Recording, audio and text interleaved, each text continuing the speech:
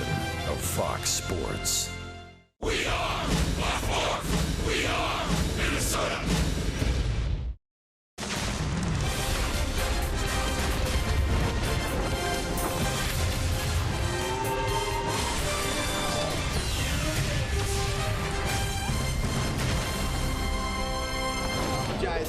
Summer has officially arrived in downtown Minneapolis. The high temperature today, 92. It's a hot, humid night at Target Field as the Twins and Red Sox get set to open a three-game series. They still say it feels like 88 degrees here this evening. Some of the hottest hitters in baseball will be on display here. 3 of the top 5 in the American League.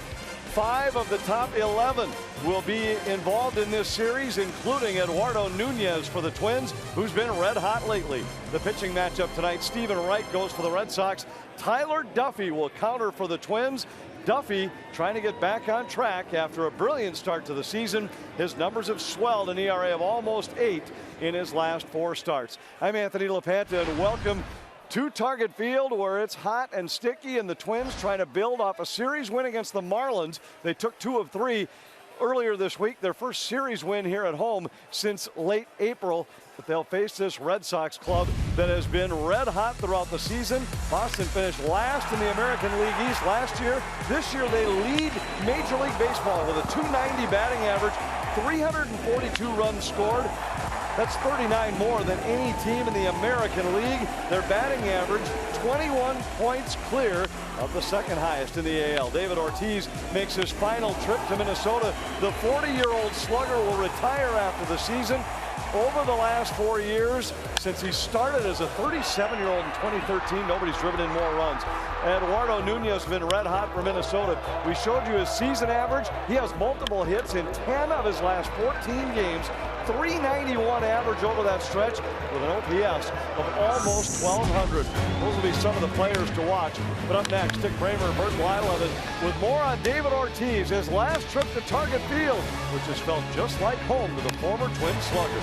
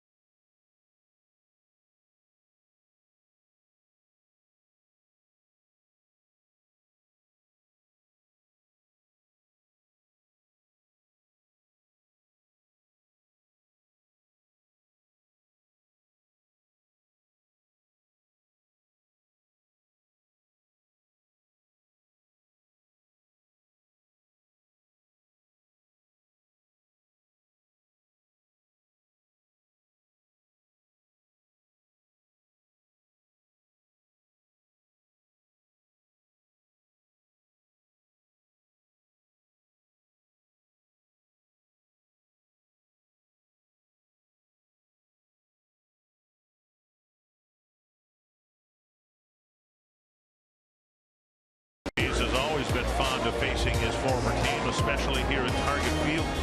Blasted to right center field. 6 runs batted in for Ortiz. Oh my goodness. Are you kidding me? A double and 2 more home runs tonight. And as David Ortiz makes his farewell tour through Major League Baseball, he's got one more opportunity to torment his former team. It's the opener of a 3-game series between the Twins and the Red Sox. Dick and Bert with you for the opening game here on this Friday night. And David Ortiz has certainly enjoyed hitting against the Twins since he signed with the Red Sox. I'll tell you what, David Ortiz was a free agent. He signed with the Boston Red Sox. And since Target Field opened, I'll tell you what, you look at these numbers and you say, wow. 17 games, 9 home runs. He's driven in 23 runs. He needs a day off. He doesn't need to play. We honored him before the ballgame. He needs to take a day off but he has enjoyed hitting here. David Ortiz, a classy man in his final year at 40 years old. Twins hoping in 2016 to restore some credibility, particularly to the starting rotation. And Tyler Duffy hopes to take a step in that direction tonight.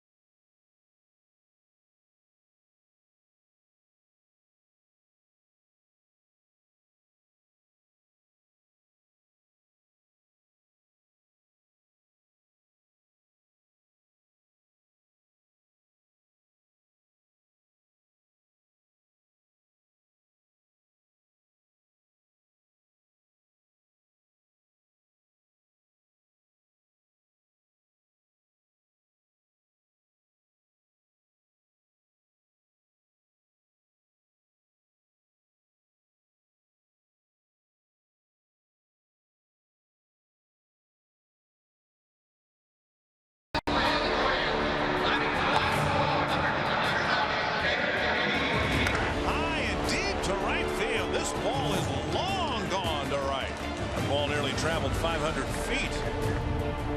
This ball is gone!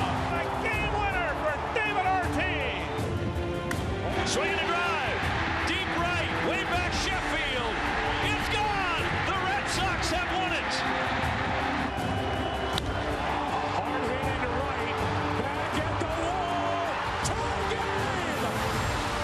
Big Poppy. Grand slam. He's been as clutch. Maybe more clutch than any hitter in the game since he came to the Red Sox.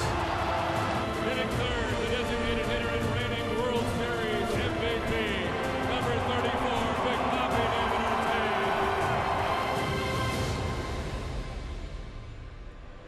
And Ortiz maintains this will be his last year, even though it may end up being his most productive year as a hitter. Tyler Duffy on the mound for the Twins, and he'll face the Red Sox here for the first time. Mookie Betts in the box, and we're about ready to go already. It'll be important here in this ball game for Tyler Duffy to establish his fastball. Yes, he's got a good curveball, but to get ahead with that fastball, just like that. Good pitch. John Farrell has his team playing awfully well, scoring a lot of runs. They've got some pitching concerns, and they've lost 8 of their last 13 ball games, but yeah, they had a miserable year last year, but boy, have they turned it around this year. 1-1. Mookie Betts, a big part of an incredible lineup. They've scored 70 runs more than they have allowed. Foul back, 1-2. The Menards lineup for the Red Sox, a lot of 300 hitters and a lot of power in the lineup. Betts just under 300, Pedroia over 300, Bogarts over 300, Ortiz. Hanley Ramirez, you hardly hear about him, but he's having a decent year. Jackie Bradley Jr., Shaw, Young, and Vasquez. And a high fastball. Betts chases, and Duffy starts the night with a strikeout. Yeah, good fastball. Had a little bit of almost a sail on it right there. Ball took off a little bit. Watch this ball kind of right there. Just had some little extra on it. Strikeout for Duffy. And Duffy's had kind of 2 seasons within one. He started out pitching awfully well, but the last few haven't gone so well. Yeah, the first 4 not, or the last 4 not good at all. First 4 outstanding. Drive to right center field off the bat of Pedroia. And about halfway up the wall, Pedroia goes into second with a first pitch double. 16-game hitting streak, and Pedroia extended it to 16 games on Duffy's first pitch. Northland Ford defense for the Twins. Robbie Grossman's in left. Byron Buxton in center and Max Kepler in right. Plouffe, Nunez, Dozier, and Park around the infield. Bauer DHing and Kurt Suzuki behind the plate. Yeah, the Red Sox hitting .290 as a ball club. That is their 153rd double, the most in baseball. Xander Bogaerts leading the world with 84 hits already this year and a .340 batting average. Yeah, Victor Martinez just 1 point ahead of him in the batting race. Jim Wolf called that a ball. Looked like it had the corner. He has plate duty. Adrian Johnson, Gary Cederstrom, and Eric Cooper on the bases. 1-0 to Bogaerts.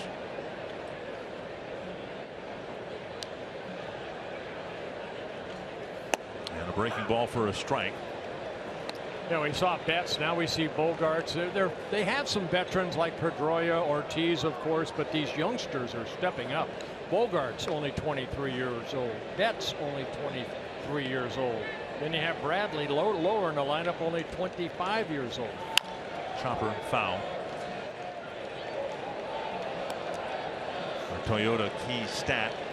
Jackie Bradley Jr. with the longest hitting streak, and Bogaerts right behind him. And now Pedroia building one. He's up to 16 games. Red Sox have played 59 games. They've scored 56 first inning runs. So Duffy, as ticklish as the situation might be, a lot of starting pitchers have been in this situation against the Red Sox. And a foul ball. Well, it's no secret really that Bogaerts is hitting .340. Last year he hit .320 throughout the whole season, second behind Miguel Cabrera in the batting race, who hit .338. Bogaerts hit .320.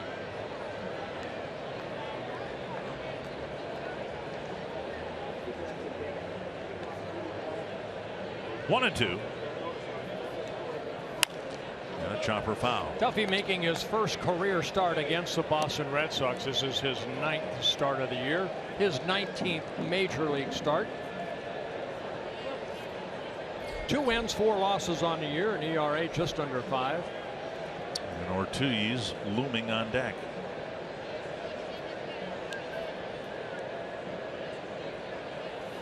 High fastball, a check swing. 2-2. Bogaerts from Aruba, signed by the Red Sox back in 2009 as a free agent.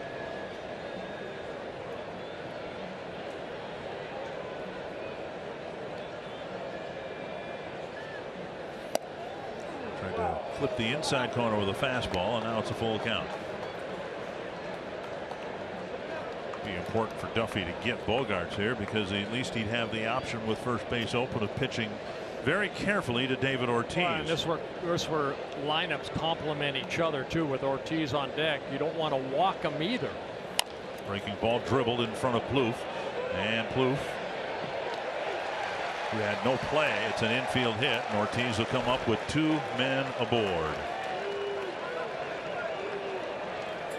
Batting fourth for the Red Sox, designated hitter number 34, David Ortiz.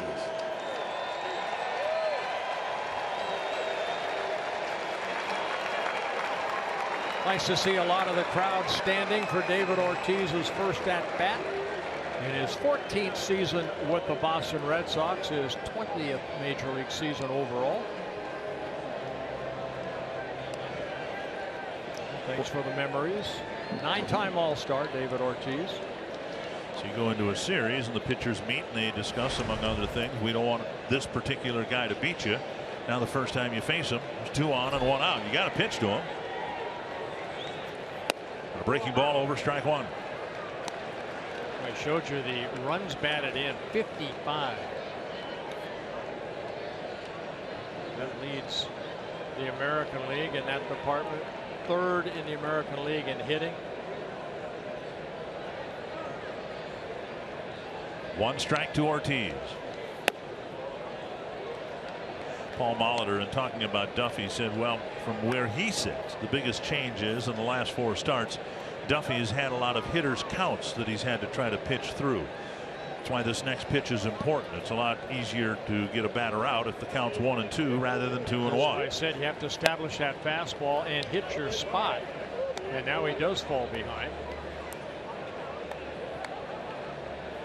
And I've seen his curveball. I thought his first 4 starts, his curveball had a little better bite to it on a downward plane. It's flattened out a little bit, meaning that he's getting underneath that breaking ball.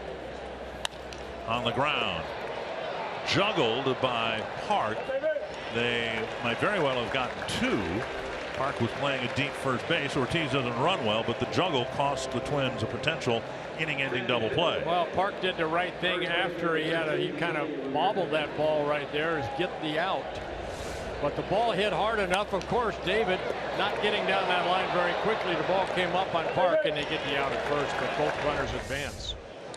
2nd and 3rd, 2 down. The Twins kind of gave away the first 2 runs of the ball game last night by not playing crisply in the field. A lot of it, the starting pitcher, Irvin Santana, who had committed a throwing error and then committed a balk, and now Suzuki and Duffy will talk about Hanley Ramirez.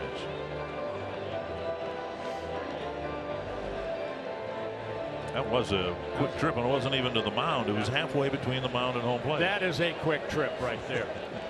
Ramirez in his 2nd season with the Boston Red Sox. Last year they put him out in left field. That did not pan out. He ended up getting hurt. Hit only 249, but this guy can drive the ball a long way. You have to be careful. A lot of power. Breaking ball over, strike 1.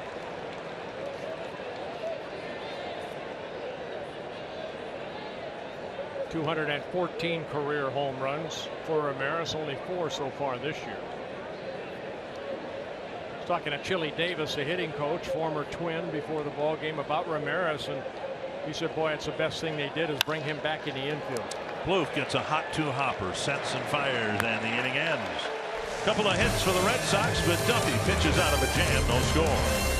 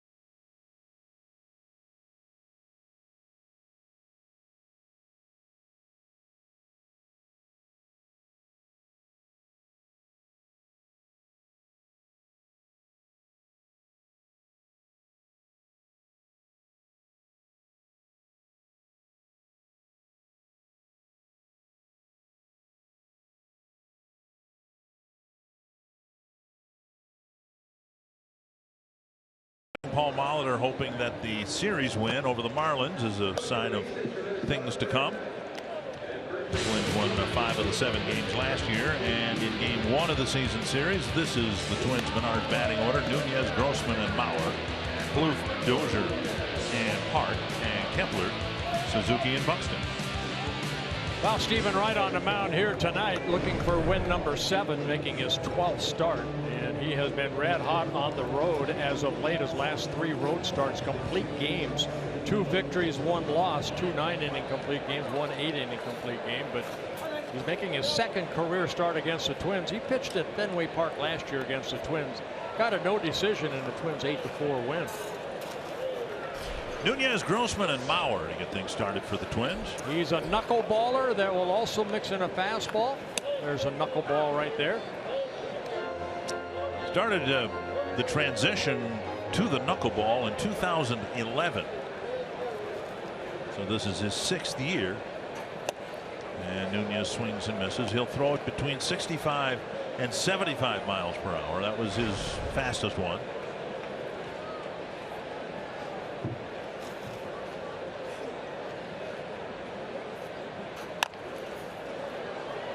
Dribbler, and Wright threw to first with some spin on the ball, 1 away. Yeah, you're supposed to throw a knuckler over there. Northland Ford defense for the Red Sox. Young has done a great job for the Red Sox offensively and in the field. Jackie Bradley Jr. center fielder. Betts was a center fielder last year. So they have 3 center fielders in their outfield.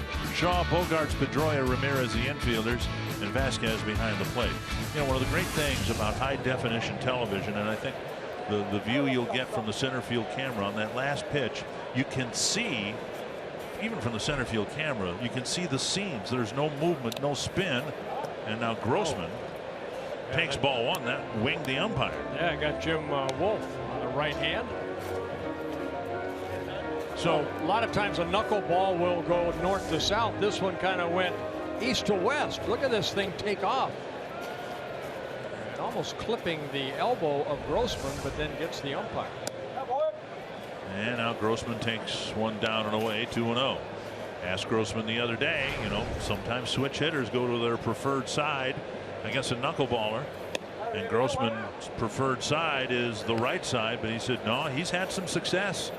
Hit a home run against R.A. Dickey from the left side of the plate, so he would hit left-handed here. And another fastball on the outside corner. And that's what he'll do. You know, when you're looking at a situation that he wants to get even back in that count, he'll drop that fastball, a lot like Tom Candiotti would have done. He'll also mix in a curveball. Up high. Yeah, Wright credits Tim Wakefield, the former knuckleballer for the Boston Red Sox, in really helping him develop that knuckleball to get to where he's at now. He spent a lot of time in the minor leagues. Ball 4, and that got a piece of the catcher and the umpire. Can't ask any more than what Wright's given the Red Sox in his last 3 road starts. No, back on May 8th against the Yankees, he ended up winning 5-1, 9 innings, only 1 run allowed on 3 hits, and then in Kansas City, he lost 3-2, but gave up only 3 runs on 5 hits. And then his last road trip in Baltimore, he won 7-2, 9 innings, only 4 hits allowed.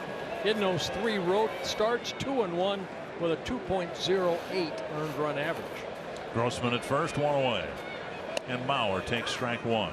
This is the first time, by the way, that Christian Vasquez has caught Stephen Wright.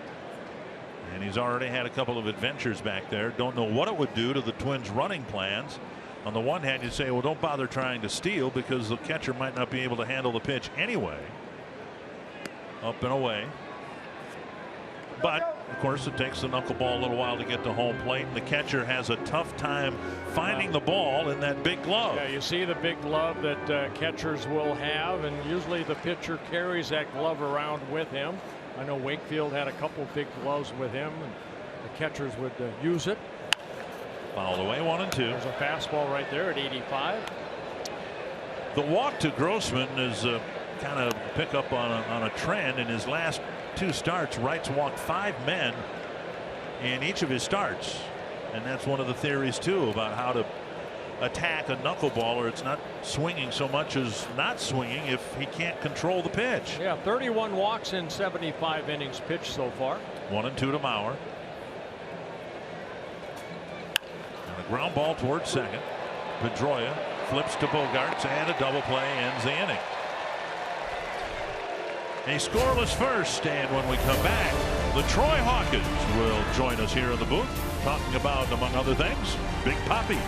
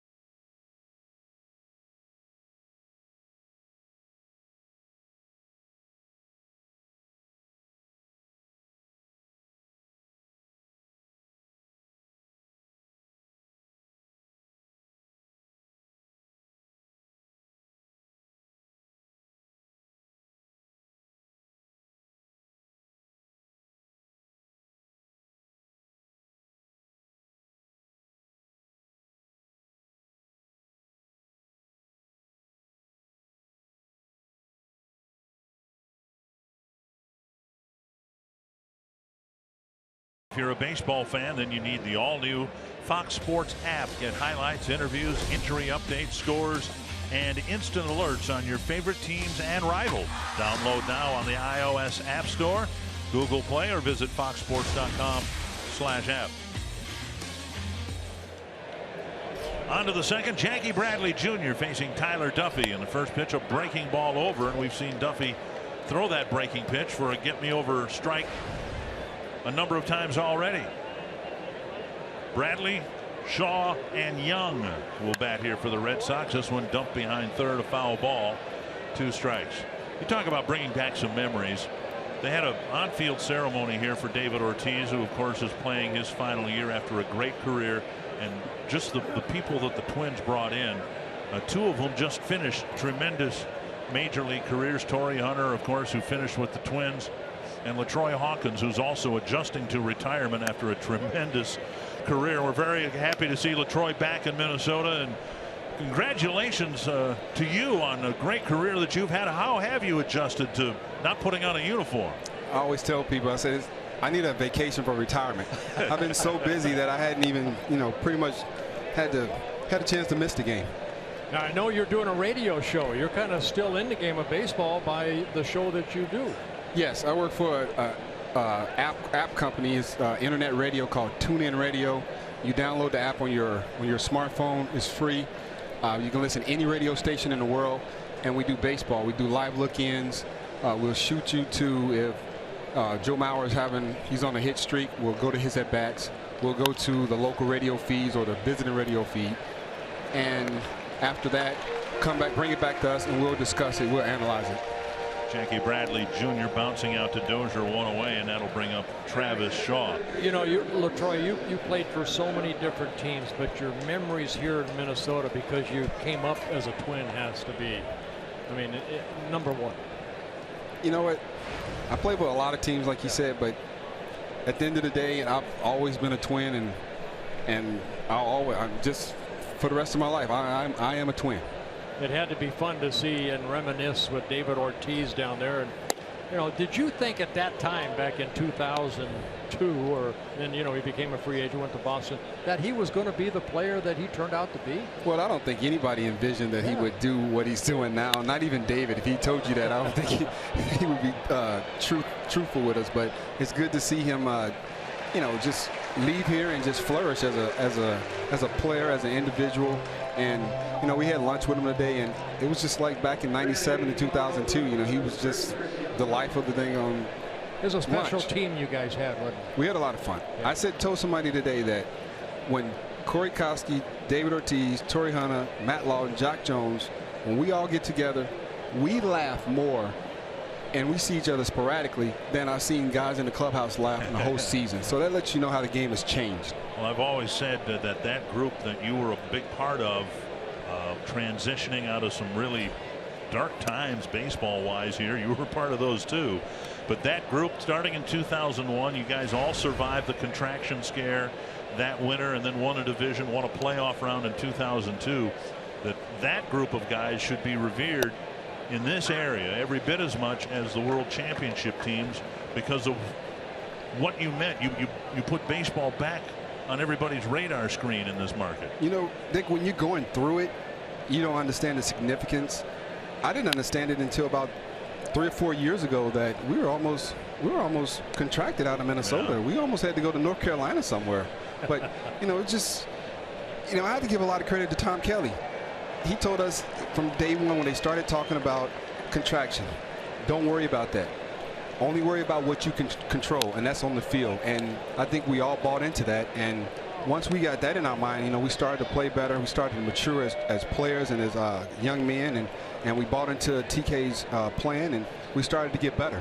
What I tell people is, if you enjoy this ballpark, if you've been here for just even one game, or you enjoy watching it on TV, this ballpark is here. Hot ground ball picked up by Plouffe, firing across, and it's a good 1-2-3 inning for Duffy. This ballpark is here because of the crew that LaTroy Hawkins was a part of 15 years ago. A scoreless inning and a half. More with LaTroy Hawkins when we come back.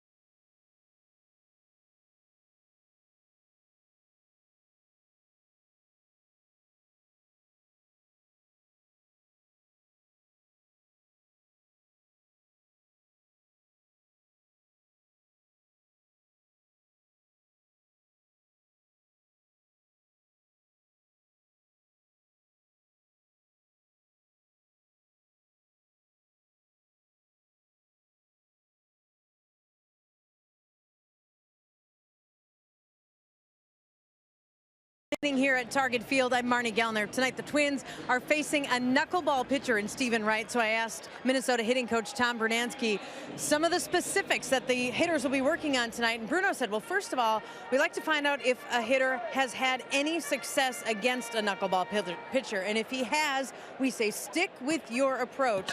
And if you haven't, you just stick with the old motto. If it's high, let it fly. If it's low, let it go. Bruno also said a lot of hitters like to move up in the box, maybe try to catch the ball in front a little bit. And a lot of guys will look for a secondary pitch, try to lay off the knuckleball. And one guy to watch in particular tonight is Byung-Ho Park, who has never seen a knuckleball pitcher. He will face one tonight. Wright throws that knuckleball about 90% of the time. So Dick Burt and LaTroy Hawkins, this could be a bit of an experience here tonight. Popped up right side. And we won't laugh at him. I promise. What's the saying? Ignorance is bliss if you've never seen it. Kloof pops up to Hanley Ramirez, one away down. Dick Bramer, Bert Blyleven, joined by LaTroy Hawkins. LaTroy, you ever try a knuckleball? Never, Bert. I had a problem throwing a curveball and a changeup. Definitely didn't want to fool with that knuckleball. You'd mentioned that awful winter that we all went through as fans living in this area when it looked as if the Twins were going to be contracted and the players are going to be dispersed to, you know, they were going to have an open draft, and some of you might have ended up with the Padres, some of you might have ended up with the Yankees. Across the diamond, and Dozier's quickly retired, 2 down. But what was it like from a player's standpoint? Because everybody was uncertain what, if anything, was going to happen, and no one would have been impacted more than the players. Well, you're definitely right about that. We would have been impacted, but you know, Tom Kelly did a great job, I think, you know, reminding us that you have to worry about control what you can control, and we could control contraction. You know, it was in the hands of somebody else, and he conveyed that to us. He made sure we knew it every day. He preached it to us, and you know, if you didn't listen to TK, I mean, I thought, you know, when I was here, I thought his word was, you know, the gospel. I mean, without him, I don't think my career would have, you know, taken off like it did, just because I had a great foundation from a great manager. We're talking about Park never seeing a knuckleball. So what does Wright do on pitch 1? Fastball to get ahead, and then that floater right there that Park just swung wildly at. 2 strikes, and now a ball. Well, I tell you what, as a catcher, that's got to be tough to catch. He said Vasquez has not caught him before, and with that big old glove, I mean, you almost become probably cross-eyed after a while. 1-2, and Park strikes out. Wow. And that wraps up a 1-2-3 second. LaTroy, great to have you back in Minnesota. Don't laugh. I can laugh now. I don't have to try to hit it, or I try to get him out. Good to see you, man. Thank you.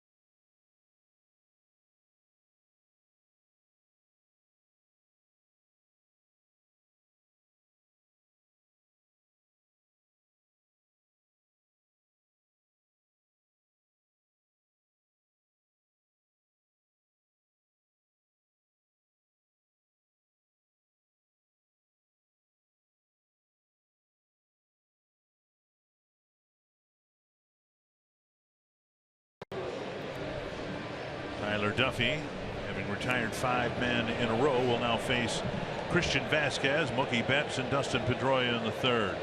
Another guy adjusting to retired life, Torrey Hunter. Happy to have Torrey in the booth with us. I told you outside the clubhouse, could suit up. You can go out there and play. I could, but every time I walk up the stairs and my butt cheek lock up, it locks up, man. You're like, that's supposed to happen. Hey, well, you're here to honor David Ortiz, and you had him as a teammate. You had to play against him, unfortunately, too. Here's a ball softly on a line to Byung Ho Park, 1 away. You know, and when he left, it's not like he left a big void. You guys still had a lot of Type A personalities in that clubhouse, and a lot of really good ball players. But in terms of a teammate, how much did you miss David once he left? I miss him, man. And I always tried to, you know, I wanted to play with him. You know, even when I left for that hiatus, that 7-year hiatus, I actually still wanted to play with David Ortiz, and he's one of my favorite teammates of all time, you know, and I had a lot of them, even in the minor leagues. He's one of my favorites, and just you know, David had this great personality, this great spirit about him, and he would crack jokes in the clubhouse. And anybody laugh? Everybody laughs. I mean, the things that, you know, he had that Spanish, English, broken language, you know, and he would say some things that, you know, like he grabbed his feet and said, "My finger hurt." And so he was very funny, man, and we loved him.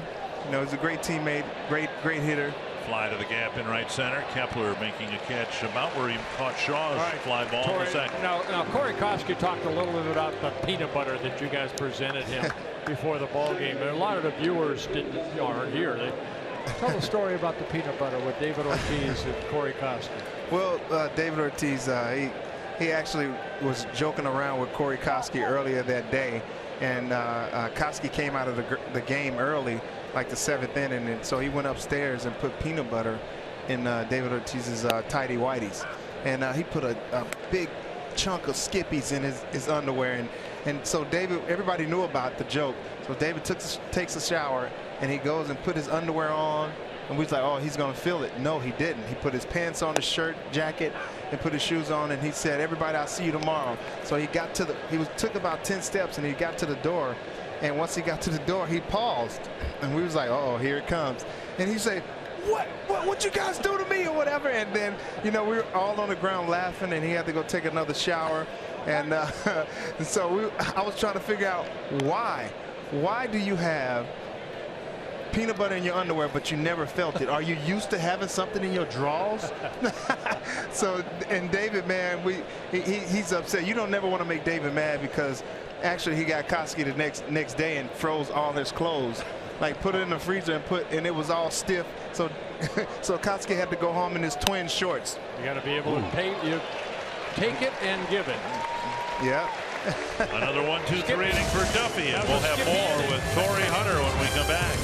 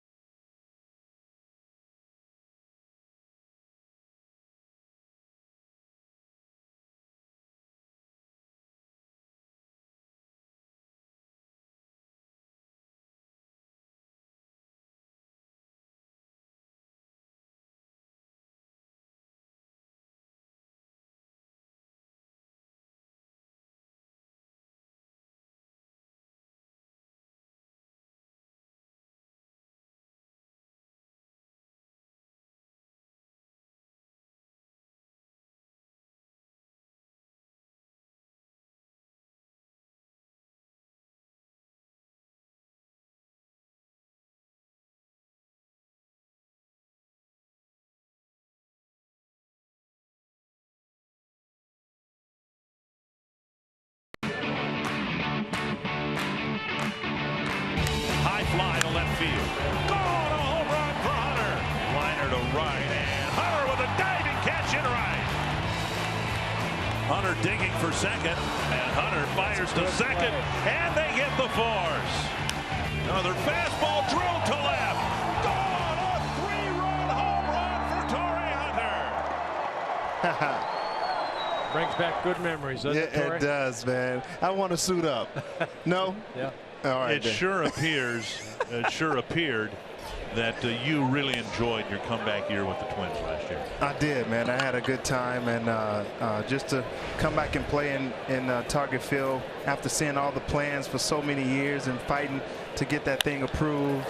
The liner to right, man, that's going to burn nice piece of Betts. hitting. Kepler will go to second. He's got the first Twins hit, and it's a double.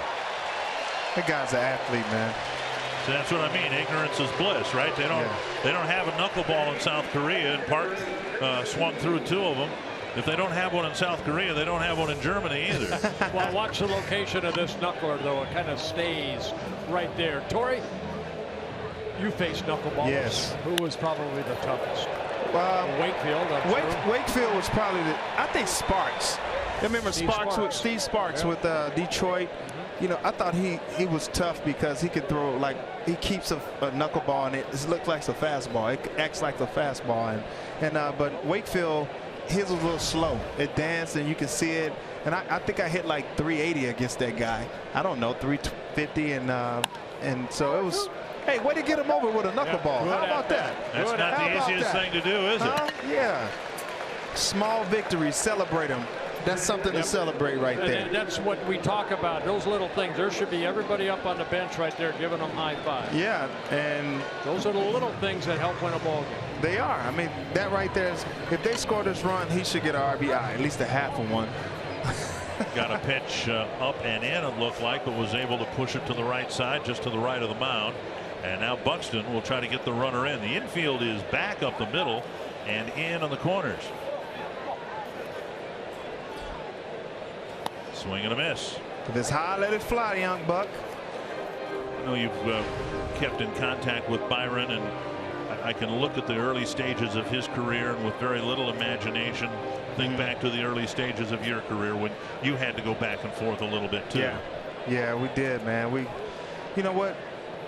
In those things, you learn a lot. You know, once you have a little failure, it kind of weeds out the weak. I always say that all the time. The strong always fight and get back, and the key is to fight and stay. And I think him coming back, you see the difference in him. He's a little more aggressive. He's not really. Oh boy, those are nasty though. What can you do with that? Yep, Wright picking up the second strikeout, a big strikeout with Kepler at third and 1 out. You're expecting this thing to go down, but then it kind of breaks a little bit right at the last second. It was also clocked at 80 miles per hour. That's the fastest knuckleball he can throw. When guys put slick stuff on their necks and they rub their neck and they put it on the ball, and when they throw it, it acts like that. That's cheating.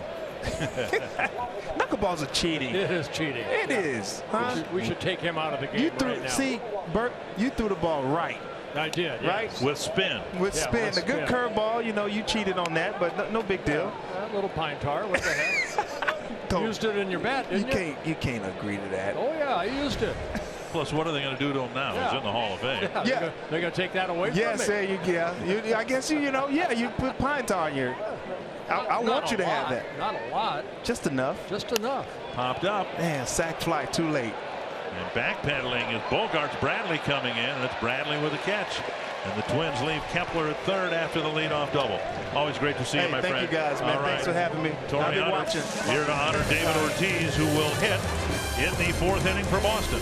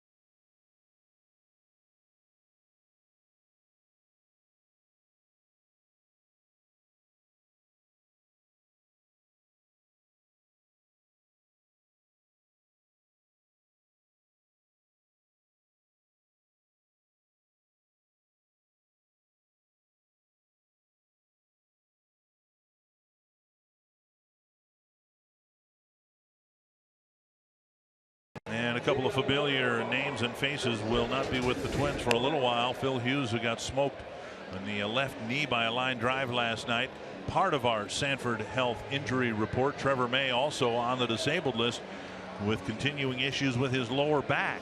Yeah, I talked to both these guys. I went into the training room where Phil Hughes was getting worked on, and I tell you what, that ball got him good. And then Trevor May, of course, he's had a history of back issues that just flared up again, and hopefully the time off will get him back going again.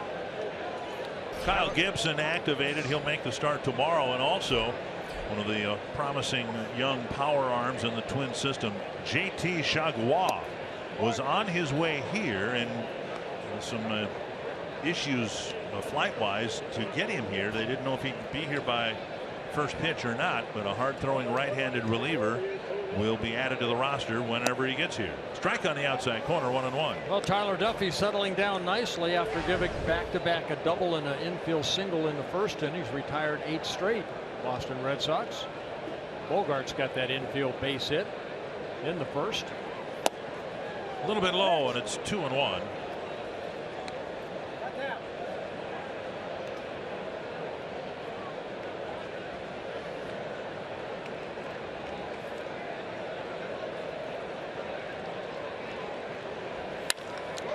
And a liner to left. Bogarts has his second hit. A leadoff single here on the 4th.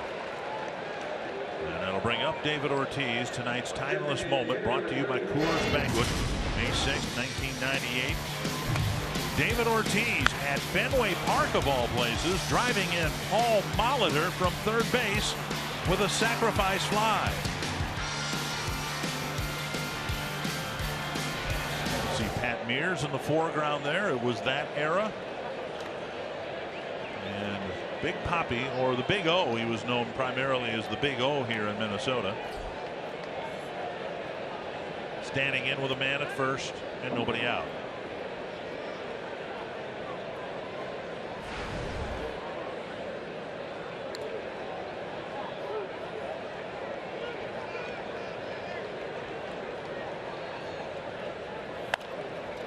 Off the glove of Duffy, and he'll flip to get the out, but another opportunity for the Twins in an Ortiz at bat to maybe get a double play, and they'll only get one out. As a pitcher, your reaction is to go get that ball, and the ball looked like it caromed off the top of his glove, and then Duffy got the out at first, but Bogarts moves to second.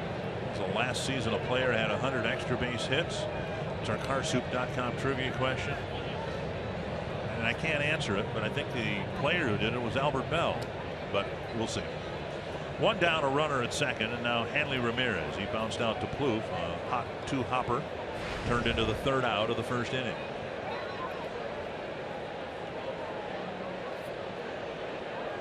Well, you would think Barry Bonds' name would be in there too. Yeah.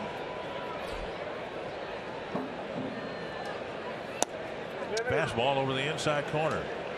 So far so good. Duffy seems to have better command of his fastball. He's gotten ahead of a lot of hitters. 0-1.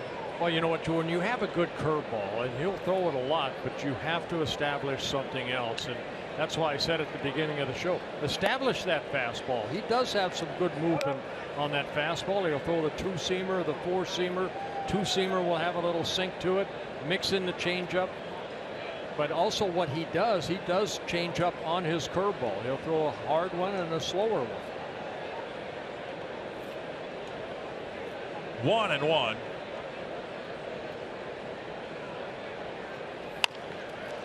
Now a chopper. Plouffe cuts it off. Runner cuts in front of him. And Park dropped the ball.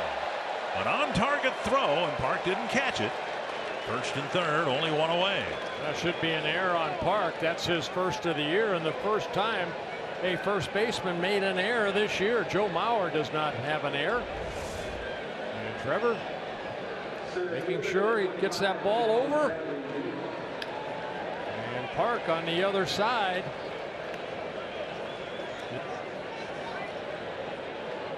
With the heel of the glove and bounced out.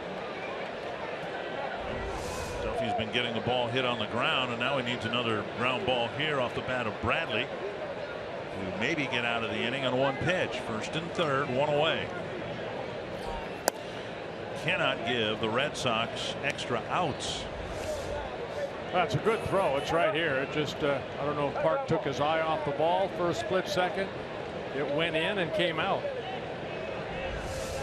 1-0 now to Bradley.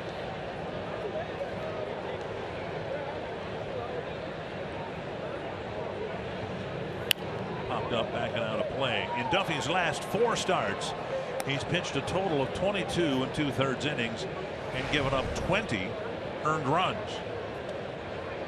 And in his last start, very uncharacteristically, 3 home runs. He's among the league's best, or has been, in keeping the ball in the ballpark. 1-1 to Jackie Bradley Jr. And now 2 strikes. And the ball.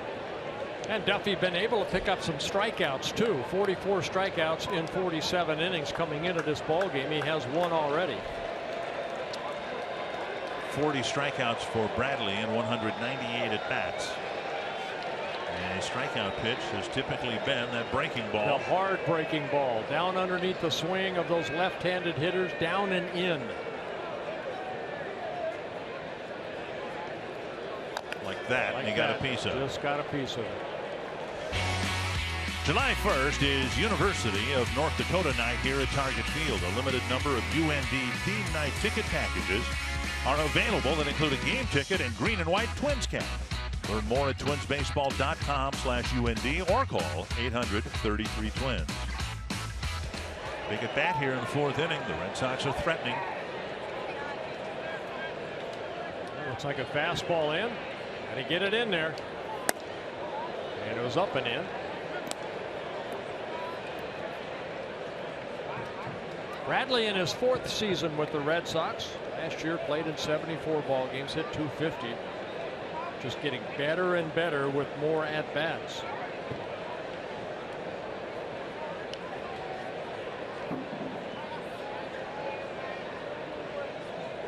Breaking ball, foul tip, got him 2 down. A big strikeout right there for Duffy. Picks up his 2nd strikeout.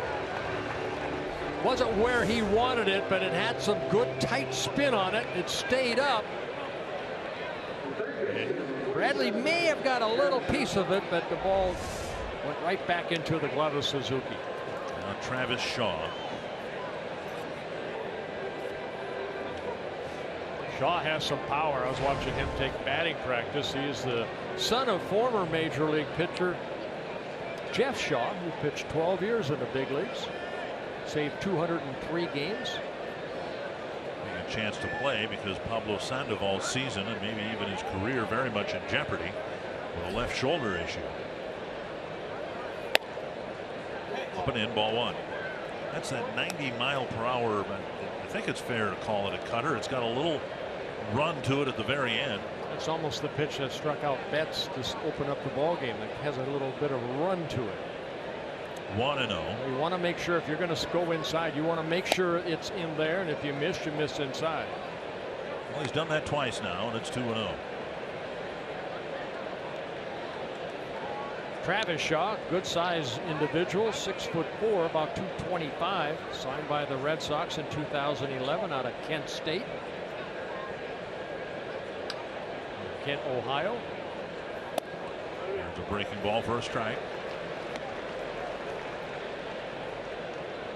At times it seems Duffy has better control of the breaking ball that get me over curve for a strike than his fastball. Well, a lot of times in that top right there, I'm sure Shaw looking fastball, and you're able to drop that curveball over.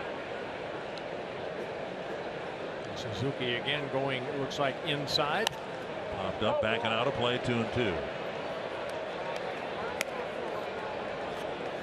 Duffy trying to wrap up business here, trying to keep the Red Sox off the board in the 4th. In the neighborhood of 60 pitches, which would be good. Shaw struck out about once every 4 at-bats, 62 times in 223 at-bats. See if he'll chase that breaking ball down and in. Open stance for Shaw. Dribbled up the right side, and Park. Fields goes to the bag. And Duffy had a little bit of adversity in the 4th inning, but it's another scoreless frame.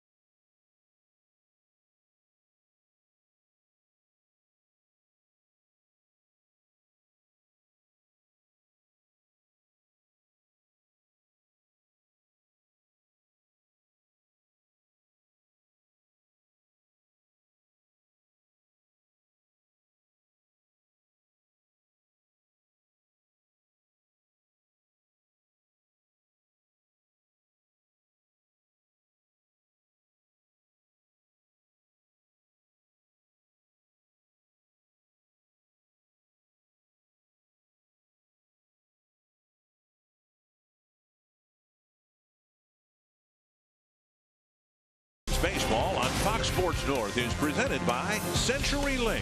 Switch to CenturyLink Prism TV for an advanced TV experience. Learn more at cprismtv.com. A hot, steamy Saturday Friday night here at Target Field. And no score with Robbie Grossman leading off the fourth for the Twins. Joe Mauer, Trevor Plouffe will follow. Yeah, Wright has one walk. That was Grossman in the first inning. And he takes up high.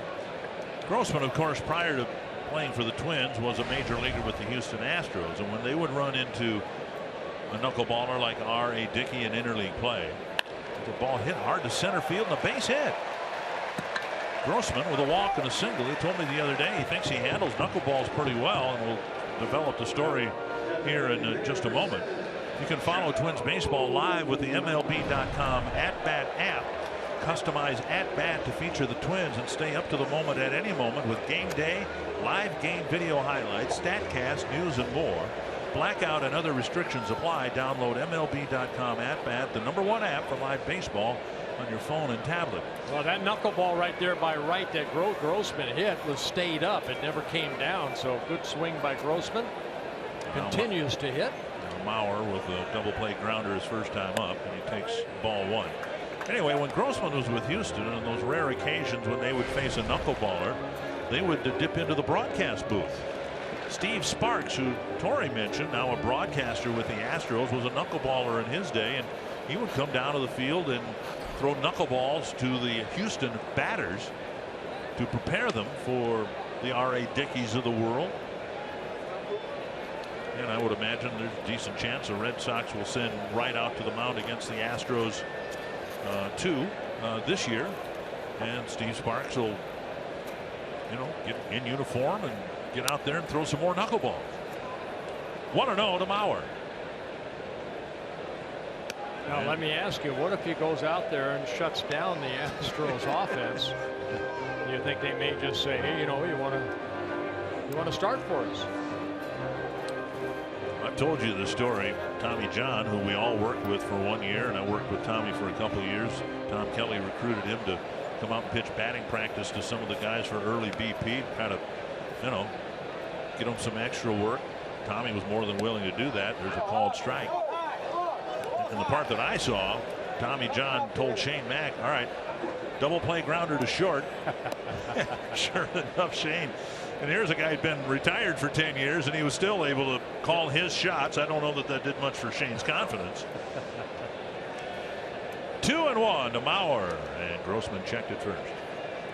Twins had a leadoff double in the third, didn't score. Now we'll see what they can do with the leadoff single. Yeah, again, with the knuckleballer, you think, you might be able to steal a base. There's been 4 attempts against him so far right on the mound. There's only 2 successful. He's had 10 double plays turned behind him. And that floats inside, 3-1. And that includes Mauer's double play in the first inning. And this is where you're right, and you need to throw a strike here. You don't want to advance Grossman into scoring position, and if all you've got's an 80-mile-per-hour fastball, you really need to be careful with it here.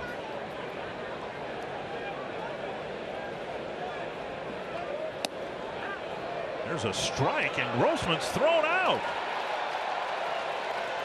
Grossman off with the pitch, and it's the second time that Grossman has tried to steal a base, and both times it might be a hit and run. I don't know. This is a 3-1 pitch. Joe takes it. The box track says it's a bit outside, but Jim Wolf is in charge behind the plate. It was a straight steal, but it looked like Grossman kind of pulled up a little bit toward the end. Box track was presented by Ram. So now it's 3-2 to Mauer. It's hit to left center, and Bradley runs over to the gap to make the catch, 2 away. And that'll bring up Plouffe.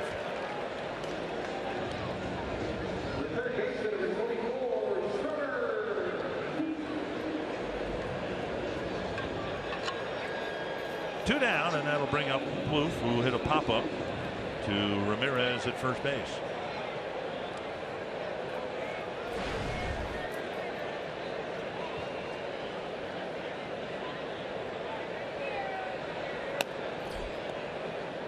Ball one.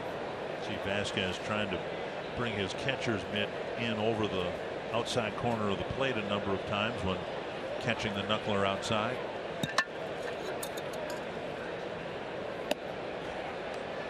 And now 2-0. For someone that has not caught a knuckleballer before, he's doing a pretty good job. Vasquez. And to run back to the backstop very often. Bob Uecker been back there a dozen times already. That was his comment about how to catch the knuckleball. It's easy. Wait till it stops rolling. 3-0 to Plouffe. See if he's green lighted here with Dozier on deck. And he is getting a fastball and lacing it to left field. Second hit of the inning, and the out in the field on a ball in play was hit pretty hard off the bat of Mauer, and that'll bring up Dozier. Well, 3-0 fastball, outer half of the plate. Trevor waiting back nicely, lining it into left field. Twins get their third hit of the ball game. A lot of members of the 1991 World Championship team here, including Carl Willis, the Train, pitching coach for the Red Sox. Taking a souvenir with him. Pretty valuable setup guy for Rick Aguilera in 1991. Chili Davis, the hitting coach for the Red Sox, of course, on that team. I'll get a chance to talk with Chili tomorrow before the game in an interview setting. And now Dozier bounced to third, his first time up.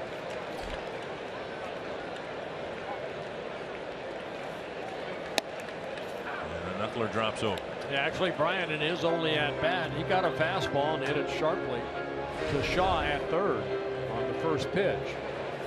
This time, Wright starts him off with a knuckler.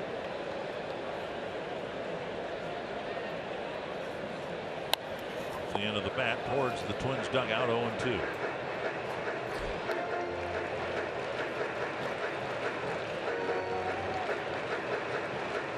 Pretty calm day, and that really helps a knuckleballer. The last thing a knuckleballer wants is a lot of wind currents blowing the baseball that has no spin on it, or very little spin on it, all over the place. You can see the flags in right field limp. And Dozier lifts it foul out of play. Yeah, that knuckleball, or a slow curveball right there, they call it, at 62 miles an hour. Wright, 31 years old, a lot of time in the minor leagues with the Cleveland Indians and the Boston Red Sox, making just his 23rd major league start, his 12th here this season.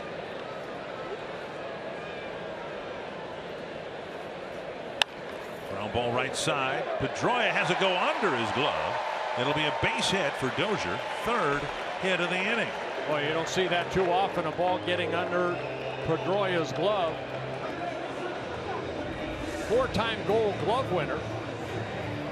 Knucklers kind of stayed up a little bit. Dozier trying to hit that hole over there. Ball got past Pedroia. Plouffe stops at second. And Park will give it another try here. Struck out swinging the first time he's ever seen a knuckleball. Well, he started him off with a fastball, then two knuckleballs. I blinked. I missed the hole at bat. On the outside corner, a strike.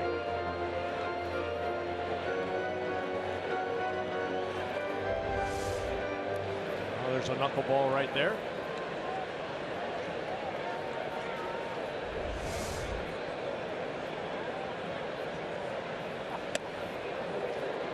Swing and a miss. 0-2. That knuckler right there, you saw the previous one had a little dip to it. That one went pretty straight and stayed up. It's amazing, isn't it?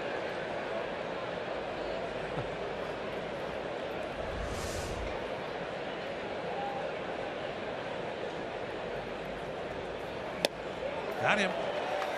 And on 3 pitches again, Park is struck out.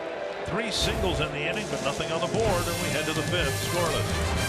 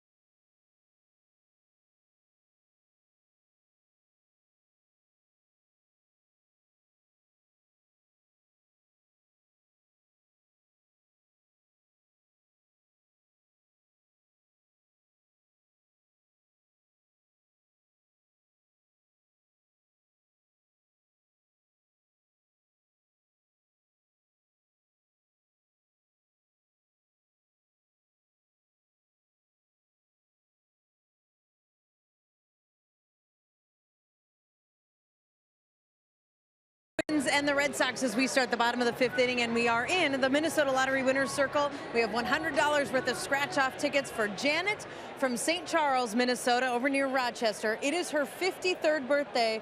Look how proud she is of 53. Just throws it right out there.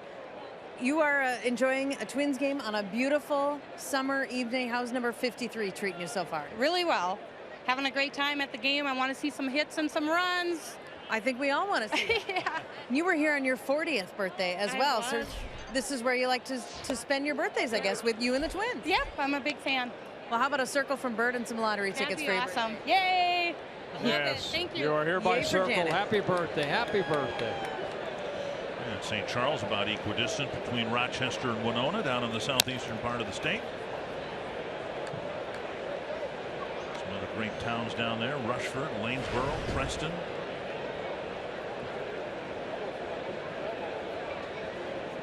Two strikes to Chris Young, the leadoff man here in the 5th inning.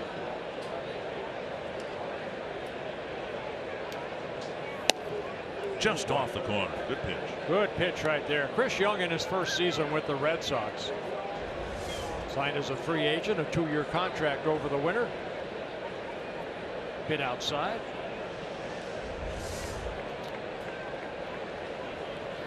And a swing and a miss. Duffy gets a strikeout. Good changeup right there. 3rd strikeout for Tyler Duffy. After a good fastball that just missed, he pulled the string. And Wright way out, or excuse me, Young way out front. It's a pitch that Duffy figures to use more against lefties than righties, but he got a strikeout of Young. And now Christian Vasquez. Red Sox had an off day here in Minnesota. They got in after sunrise yesterday from San Francisco. So you can imagine John Farrell telling Vasquez at some point, maybe even on the plane, hey, Friday, Minnesota, you're catching Stephen Wright for the first time. You talk about ruining a guy's off day. How's he supposed to get a good night's sleep, enjoy a round of golf or whatever Vasquez wants to do on an off day, knowing he's got to catch a knuckleballer for the first time on Friday night? 1-1 to Vasquez.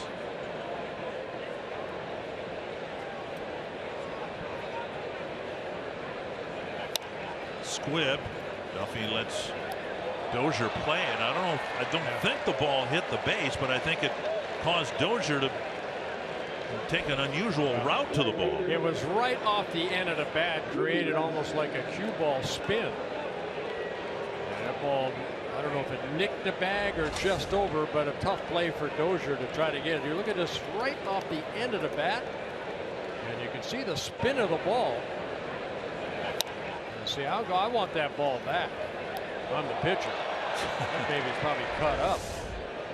It hit off the end of the bat. It was a breaking ball. And then it hit the mound, which added even more speed to it. Second infield hit for the Red Sox, and now Mookie Betts.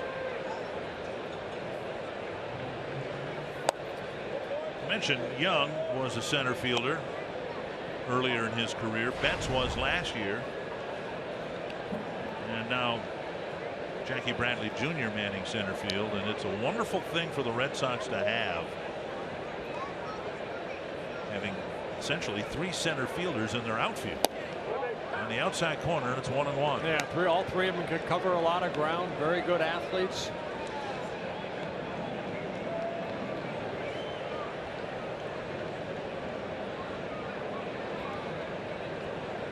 He's gotten 6 ground ball double plays this year. They had 1 or 2 here tonight.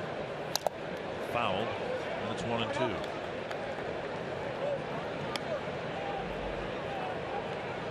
It's a Red Sox team that has scored, as we said, a lot of runs. Just to put it in perspective, the Red Sox on this year in 59 games have scored 342 runs. In 59 games, the Twins have scored 225. Quick, how much of a difference is that? A lot. That's just a lot. Bouncer to third. Plouffe gobbles it up. Out at second, and Dozier drops the ball in the exchange. And I don't know whether they would have gotten a double play. No, Betts gets down that line pretty quickly right there. Brian tried to hurry his throw, but he is forced out. That being Vasquez at second base. John Farrell, I think, wants to take a look at it. Does Brian have the ball in his glove and then right there in the exchange? So they should call him out. Yep, there'll be no challenge here. He's out right there with Dozier's foot on the bag and then trying to get the ball over to the throwing hand. The ball dropped. 2 down, a runner at first, and now Pedroia cracked a double off the fence in right center, and the first pitch he saw, extending his hitting streak to 16 games. That was a nice play by Trevor Plouffe, only because at the last second that ball came up on him a little bit.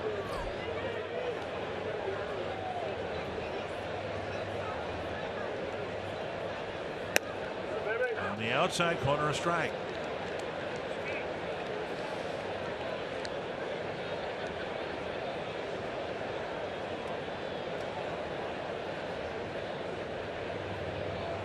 Pedroia has had a very solid career. First coming up with the Red Sox back in 2006. Keep an eye on Betts. He's 11 for 11 in stolen bases, and the Red Sox have been very, very good at stealing bases. 43 stolen bases on the year. They've been caught only 5 times. 1 strike to Pedroia.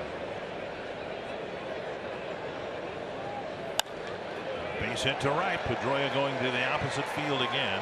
Kepler comes up with a throw to Nunez. 1st and 3rd, 2 down for Xander Bogaerts. Well, Pedroia, yes, he's got power, but you know what? He's such a good hitter. Came into this year a .299 hitter in his 11th season with the Red Sox. Former American League MVP. Your best bat flip could be your ticket to the MLB All-Star Game in San Diego. Post a video of your bat flip to Fox Sports with hashtag Fox Bat Flip Contest now through June 26th. Visit foxsports.com/bat flip contest for more info. Duffy's gotten some big outs here in this ball game. He had to get a big 3rd out in the 1st. A couple of men aboard with only 1 out in the 4th. He got 2 big outs, and now here's another one waiting for him in the 5th. Fastball down the middle, a strike. Bogaerts is 2 for 2, an infield hit and an outfield hit. Again, this is where good teams complement each other with, you know, Bogaerts up. Yes, he's having a great year, but who's on deck? David Ortiz. So you want to make the out right here if possible. You don't want to face Ortiz. Deep to left center field, and that ball is crushed to the bullpen. 3-0. And Duffy got a big out in the 1st, 2 of them in the 4th. Unable to get the big out here in the 5th. Well, he went with a fastball in to get strike 1. I believe they wanted to go back in again, but he left it out over the plate. Bogaerts opened up quickly, hits his 7th home run. So you see where Suzuki is. Look at the location of the pitch. Came right back over the heart of the plate. Bogaerts hitting it into the bullpen area. And it's a 3-0 Red Sox lead. It's the 8th home run that Duffy has allowed. This is his 9th start. And now Ortiz with the bases empty and 2 away.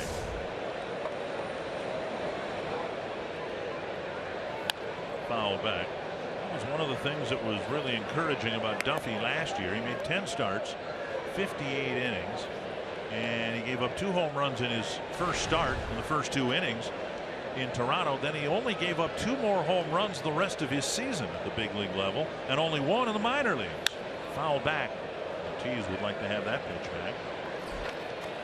And now this year, particularly lately, he's given up a lot of gopher balls.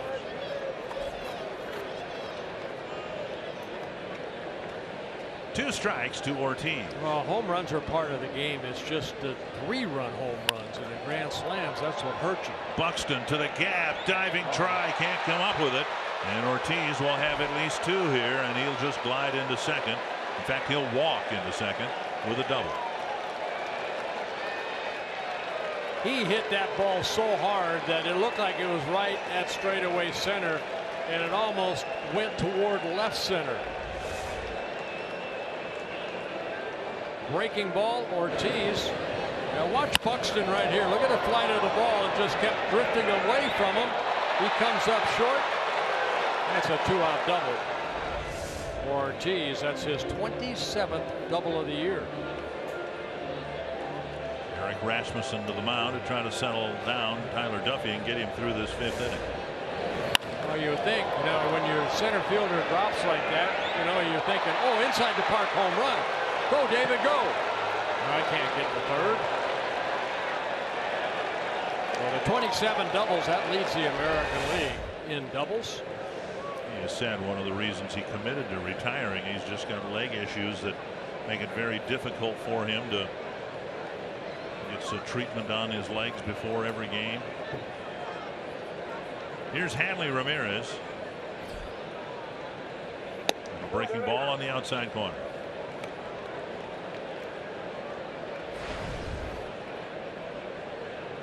Ramirez reached on a Park error in the 4th, hit a ground ball to Plouffe, but Park didn't catch the throw. Plouffe did throw him out in the 1st inning. 1-1. Well, these are the innings that have really hurt the starting staff, not only Tyler Duffy, but all the starters. It's the multi-run innings.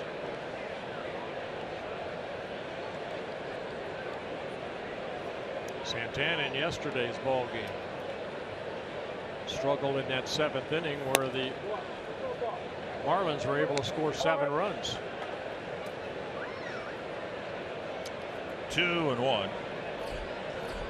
Duffy got the first out, and then that infield hit for Vasquez. Ball spun off the end of the bat right over the second base bag. And it just seems like Duffy's really, as he tires, falling off more and more toward the first base side. And his pitches being pulled off the outside corner. 3-1. Breaking ball, he didn't mean to. 3-2. Well, this I've talked about, Dick. You need to get your 2nd wind or your 3rd wind, whatever it is, to go deeper into the ball game. Starters for the Twins averaging again only 5 1/3 innings so far throughout all their 58-9 first games. That's not enough innings pitched by the starting staff. Bouncer to short. And Nunez over to Park. A 3-run home run by Xander Bogaerts, his 7th home run of the year. The Red Sox take the first lead.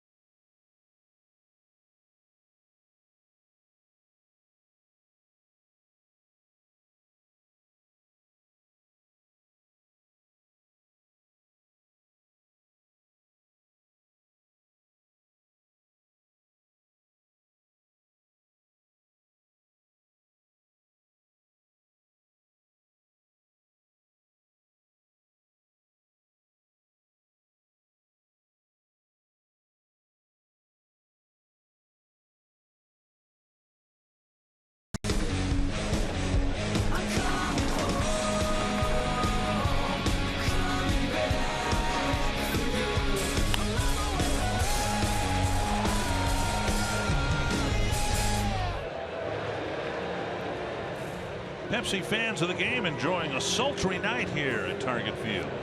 And most of them not enjoying the score right now. 3-0 Boston. And Max Kepler will lead off the bottom of the 5th inning. First ball hitting, grounding to second. Easy play for Pedroia. Kepler doubled leading off the 3rd, and he grounds out leading off the 5th. That'll bring up Suzuki. The Twins flex plan gives you the flexibility to choose your games and your number of seats. Choose in advance or even the day of the game. Plan, flex plan. Go to twinsbaseball.com/flex or call 800-33-TWINS to learn more. Yeah, Stephen Wright doing a good job. This will be pitch number 50, trying to get 2 outs here, the 2nd out here in the 5th inning. A very good pitch count. 35 strikes of the 49 thrown. In the 3rd, Kepler doubled and Suzuki hacked a ground ball to the right side on a pitch not unlike the one he just took for strike 1. Pitch up and in, and he pushed it to the right side to Pedroia. Advanced Kepler to 3rd, but then Buxton struck out and Nunez popped up.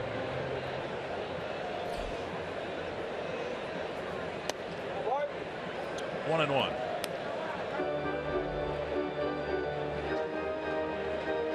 And in his last 3 road starts, Wright has pitched complete games, 2 of them 9-inning wins. It's invaluable in this day and age when teams are carrying most of them, 13 pitchers, and to get any off day for the entire relief corps is just like the scheduled off day. Everybody gets to rest and a chance to recover with whatever happened in the 3 or 4 days prior. You know, and you look at Wright on a warm night, not even sweating. It's, you know, I remember I pitched against Phil Niekro in Atlanta during the summer, and it was hot. And, you know, I'm sweating out there, and I look, you know, my mound opponent was Phil Niekro. His hair was still nice, you know. Wasn't even sweating. Suzuki got a pitch up, lined it to left for a 1-out single, and that'll bring up Buxton. The Twins get their 5th hit of the ball game. Buxton tried to hit the knuckleball in the 3rd and struck out. You wonder whether here he might not try to bunt the knuckleball, and I'm not sure which would be more difficult. I'd have to say to try to bunt it. I had to try to bunt against Niekro one time. It wasn't fun. And he takes up high, ball 1. Yeah, the only thing you think now with, you know, ball 1 being high, maybe he might come in with that fastball. Might be an opportunity maybe to bunt it, but Shaw at 3rd base about even with the bag. And there is a fastball. And Buxton got under it, a fly ball to center, playable for Bradley. 2 down. We'll bring up Eduardo Nunez. Time now for tonight's Lowe's home field advantage. Eduardo Nunez, and the last 8 games here, raking. Look at the home runs, 5 of them in his last 8 games here. Well, he came into the ball game 5th in the American League in hitting at .332.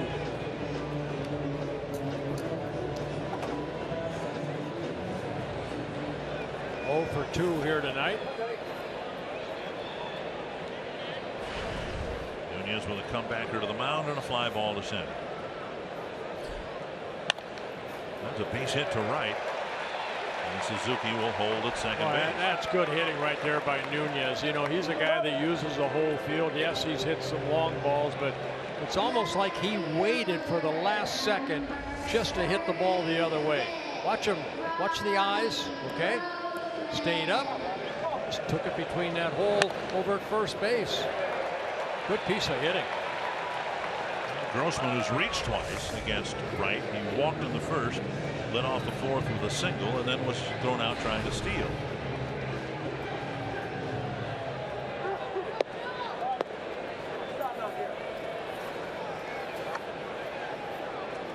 Red Sox got a 2-out 3-run homer in their half of the inning. Now Grossman takes ball 1.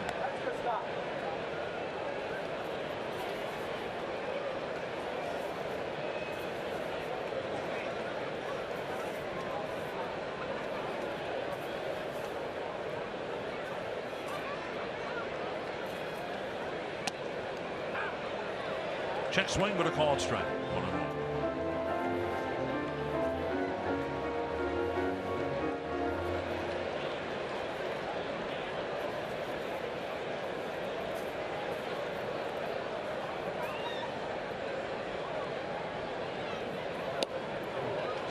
through it. That's 1-2. 73-mile-an-hour knuckleball.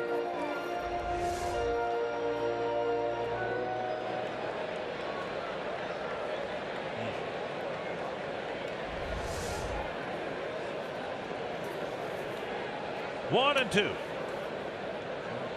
Probably a harder knuckleball speed-wise. Yeah, at 76. I would guess one of the things you have to do to have any hope against a pitch like this or a pitcher like this is don't get frustrated. Grossman put a good swing on a pitch. The ball just wasn't where he was swinging. You've got to keep the same approach for your next swing. Throw to second. There was nobody there. Bogarts with a diving catch. Yeah, I don't know if the daylight play was on. Maybe Bogarts. Take a look right here. Bogarts. No, nothing was on. Wright just turned and threw, and Bogarts, who was playing up the middle, it's a nice catch to keep it in the infield.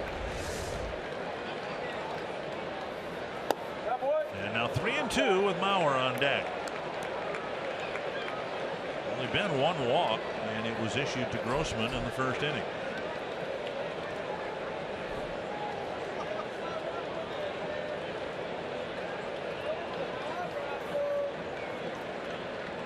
Runners go.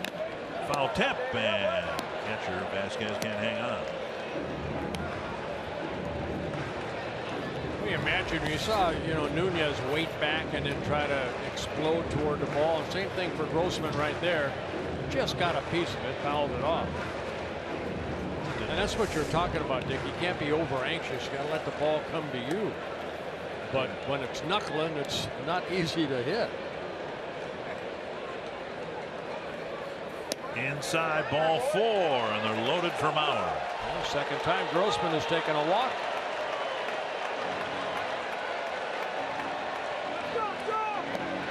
Now Twins need a big hit right here by Joe Mauer.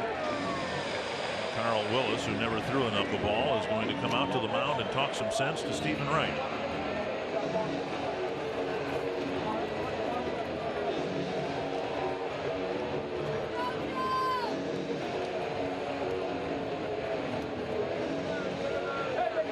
Fox Sports North and the Minnesota Wild are celebrating hockey this summer at the Minnesota Wild Summer Bash. An NHL entry draft viewing party Friday, June 24th, 6 to 9 p.m. at XL Energy Center. It's free. It's the biggest hockey bash of the summer with interactive games, photos, and autograph opportunities from Wild players, NHL alumni, and more. Visit foxsportsnorth.com. Look on upcoming events. And, of course, the sad hockey news today. Mr. Hockey, Gordie Howe, passing away today at the age of 88. Mauer with a ground ball double play in the first, then he lined out to Bradley in center field in the fourth. The bases are loaded with 2 out. And Joe tried to hit one in on the plaza area. Got a pitch up, and he fouled it in and out of the mid of Vasquez. 1 strike. Oh, the knuckleball. It started toward Joe and then broke back toward the catcher. Trying to hit a butterfly. 1 strike. And that one came in on the handle of his bat. 2 strikes. We've talked about this every time we've done a broadcast with a knuckleballer on the mound. I always thought Harmon Killebrew had the best idea. He stood at the plate. And of course, the knuckleballers of his era, Hoyt Wilhelm, Wilbur Wood, he said he just looked for 2 seams and aimed between them. Worked for Harmon. 0-2 to Mauer. Another one that seemed to cut inside off the plate. Yeah, throwing it a little bit harder. Those last couple at 80 miles an hour. The ones the Grossman were 73 to 76 miles an hour. Not much difference, but just a harder knuckleball. A faster knuckleball, I guess.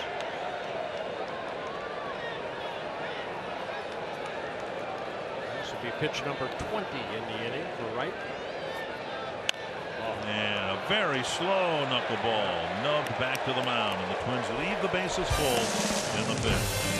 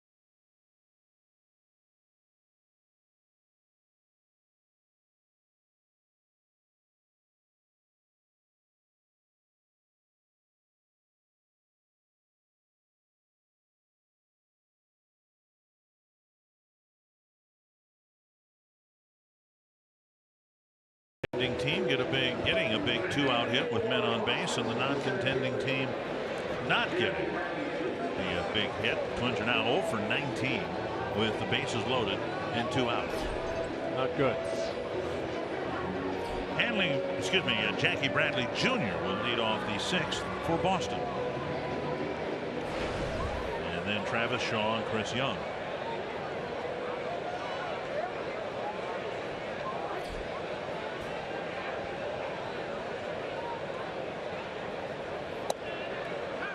Clips the inside corner. Bradley doesn't agree. You look at Bradley's numbers, and he was on the verge of being considered a failed prospect for the Red Sox.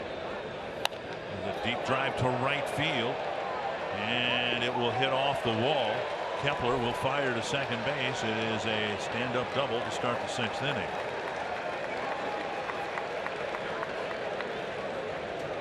Bradley showing the Red Sox showing faith in Bradley, and now he's starting to pay that faith off. He's a guy that, you know, kind of went up and down the last 2-3 years. Carsoup.com trivia question. I believe the last season a player, whenever it was, that Albert Bell did. Bonds, Helton, Sosa, Gonzalez. Okay. I mentioned Bonds. Yep. Ding, ding, ding, ding, ding. Missing, down and in, ball 1. Bradley, in his first exposure to the big leagues, hit 189. In his second exposure to the big leagues, 384 at bats, and he hit 198. He's leading off at second base with a batting average of 316 right now. Like I said, he's up and down. Last year alone, he went up and down 3 times between AAA and the Red Sox. This year, it's a different story. Talked with John Farrell. I said, "What's the difference?" He said, "Well, he's more aggressive," and I think we just saw that. He fell behind 0-1. Didn't want to get any further behind in the count, and he drilled a pitch off the fence in right. But then Farrell said too that Bradley, and this is something that Twins fans should keep in mind, and the players who've gone back and forth need to think about as well. 2-0, and now 3-0. Bradley went to a lower level, in this case Pawtucket, last year, and excelled. He hit over 300 last year. Hit 9 home runs in about half a season down at AAA, and so he built up his confidence that he could succeed at the next level, having conquered, if you will, AAA.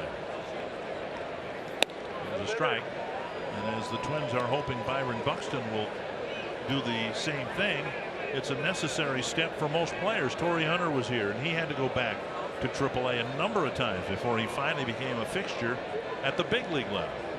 Kepler too. Now the Twins try the pick off at second. Getting back is Bradley.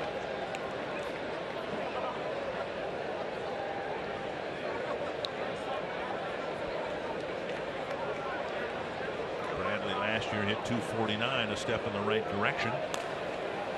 221 big league at bats. Kevin Jepson warming up earlier than we've normally seen him. This one lined to center, and Bradley will be held at third. Buxton with a quick flip to the cutoff man Plouffe. First and third, nobody out.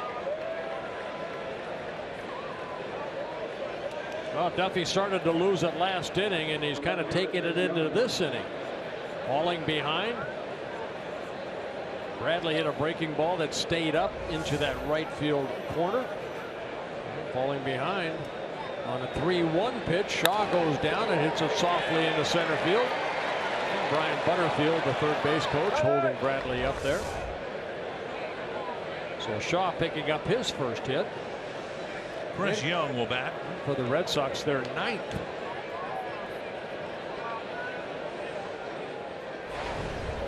Young, a bouncer to third and a strikeout against Tyler Duffy.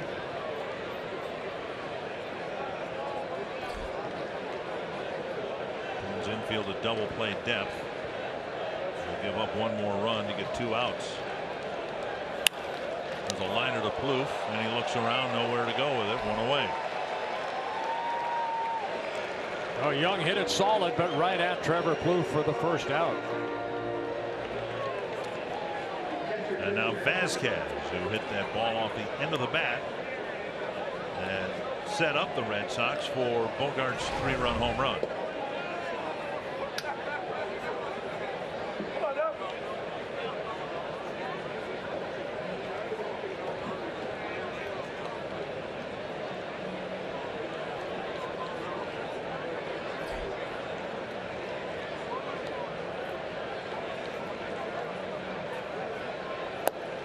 Down and away, ball 1. Yeah, Vasquez missed a whole season last year. In early April, he had the Tommy John surgery. Started this year on a disabled list, still recovering from the surgery, and activated by the Red Sox on April 15th. Grounder. And Plouffe deflects it wide of Nunez. A run will score. Don't know what Nunez would have been able to do with that ball, but Plouffe just got the tip of his glove on it and deflected it into left field. And Vasquez gets his second hit, driving in his 9th run. Ball hit right in the right spot. Trevor going for it, and just off the tip of his glove that deflects it past Nunez into left field. Tyler Duffy will work his way through the Boston lineup 3 times, and then that's it. They've touched him for 4 runs here in the last 2 innings. And he's responsible for 2 more runners on base. And another short outing for a Twin starter.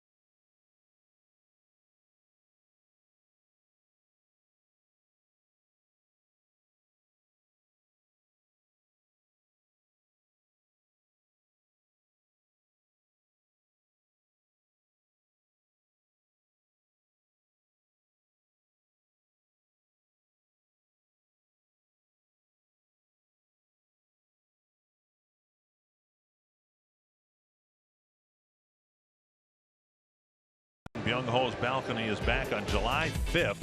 You can make your way to Target Field. Show your support for Byung-Ho Park. Fans purchasing the special Byung-Ho's balcony theme night package will receive a game ticket in the deck plus a limited edition Park Bang t-shirt. Go to twinsbaseball.com/park to learn more about the Byung-Ho's balcony theme night offer. Well, the Red Sox lead at 4-0. Kevin Jepsen has been taken out of the closer's role. And now trying to get some big outs to help keep the Twins in this ball game in the 6th inning. Yeah, you can see the high earned run average at 6.17 for Jepsen. This is his 26th relief appearance. He has 7 of the 8 saves, but really struggling making his 26th appearance. He last worked on Tuesday against the Marlins. Just a third of an inning. He gave up a base hit, and then they took him out of the ball game. Twins ended up winning that ball game in 11, 6-4. Twins gave up 10 or more hits in all 3 games of the Miami series, and now the Red Sox already have 10, only 1 out in the 6th. And a first pitch strike. Well, they're facing 2 teams. Miami came in hitting a 266 as a ball club. You look at Boston, they're hitting 290 as a ball club. So this pitching staff that has been struggling, facing the Marlins for 3 games and now the Red Sox for 3. 1-1.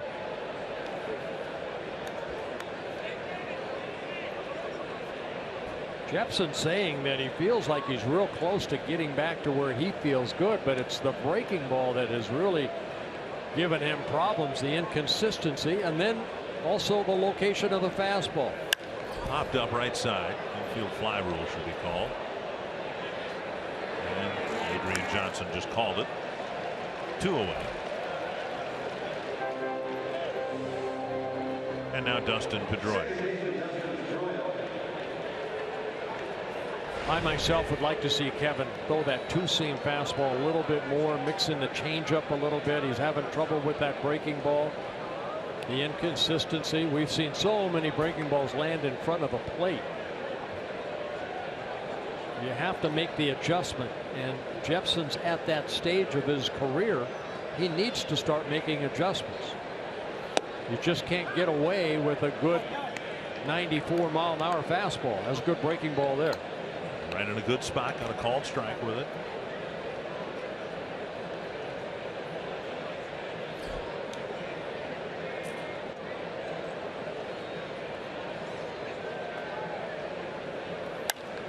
To right field, and Kepler back, playing a carom. A run will score, and a throw going to second base. And Pedroia with his 2nd opposite field double, his 3rd opposite field hit. All 3 of the hits for Pedroia. Waits back nicely, and you can see the power that Pedroia can generate. Hitting it high off the wall. Pedroia, they list him at 5'9", about 175, but very powerful swing. Like Suzuki got crossed up there. And Kepler, knowing that he's got to play the carom, does, but it's another double. Watch Suzuki behind the plate and how he reacts. He's looking for a fastball right here. Yep. Definitely a cross-up. 3 in the 2nd, 2 so far here in the 6th. All 5 runs charged to Duffy. And now Bogarts is 3 for 3 with a 3-run home run. And Jepsen sticks a fastball on the outside corner.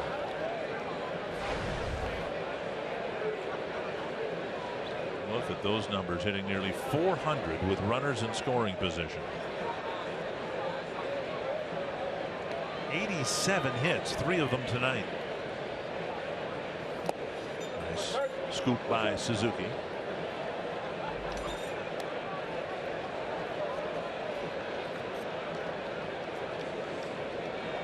And again, Bogart's only 23 years old. He won't be 24 until October 1st. Signed by the Red Sox as a free agent back in 2009 out of Aruba.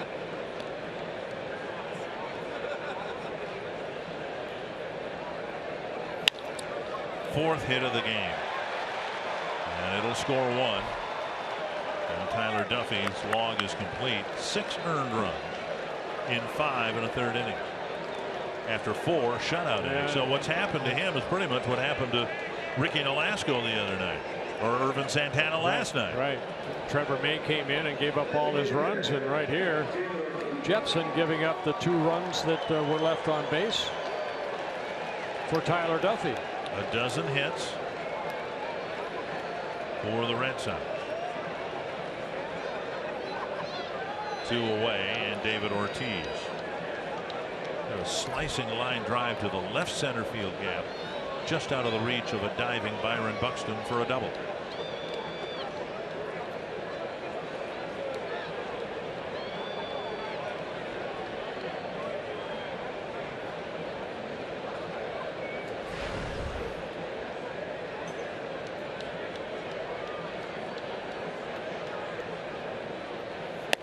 Fastball at the belt, to strike.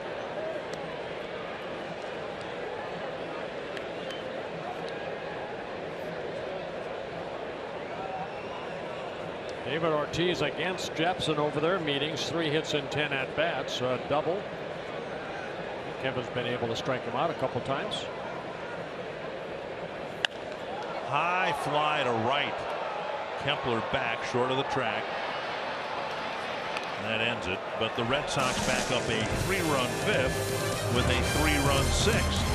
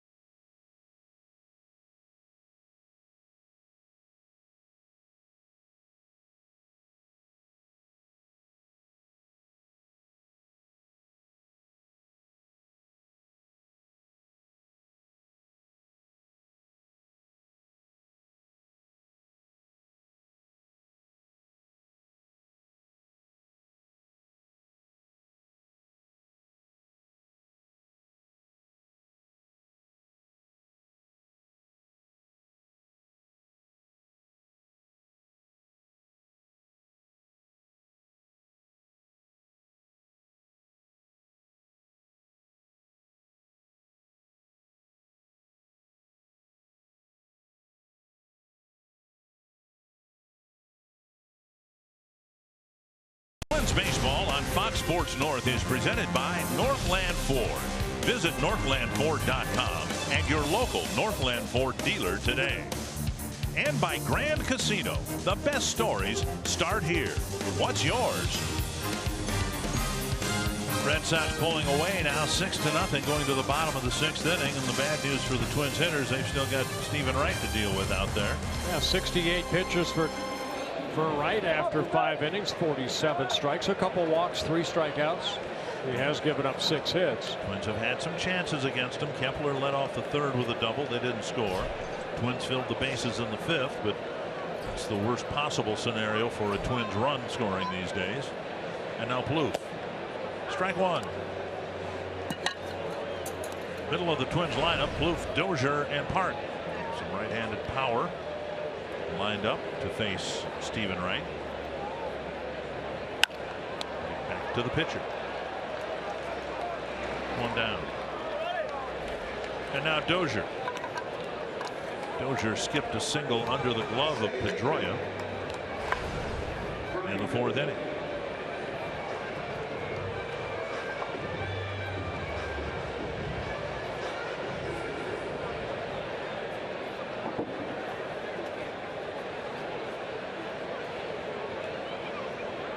Twins with 6 hits through 5 innings. They've taken a couple of walks.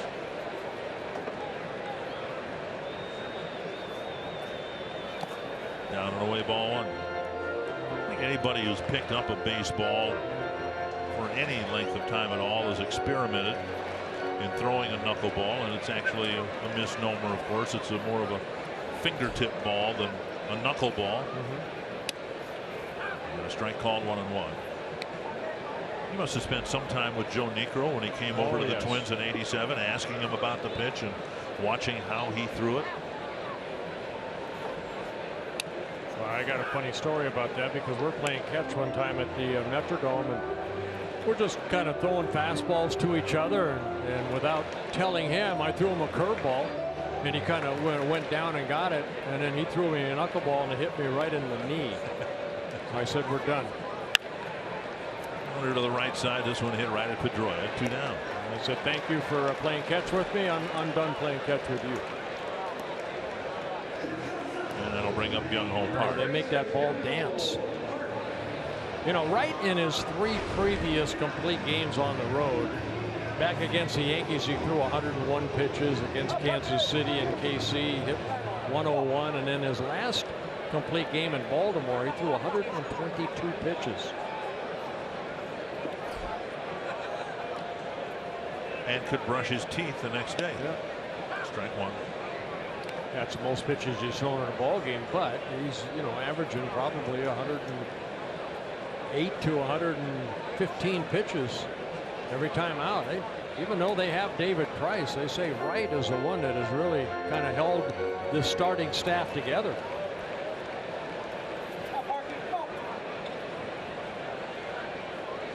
Like a lot of knucklers, it takes them a while to get to the big leagues.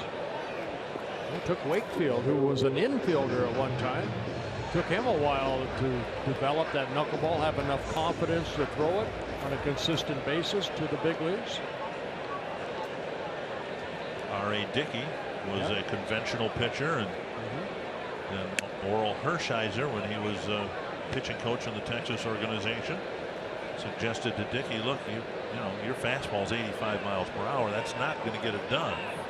And so they reprogrammed him, and a couple years later he reemerged as a knuckleball. Charlie Huff was that way. Tom Candiotti was that way. Well, think about Tom Candiotti. There was an issue, at third base with Travis Shaw. I don't know if he was getting a little lightheaded over there or what was going on. John Farrell checking with him. It is a very muggy night. Maybe something flew in his eye. Pitch is up. And now 3-2. Something flew in his eye. He's still kind of rubbing that right eye. Kempler on deck. Park has struck out swinging twice. And foul back on a fastball.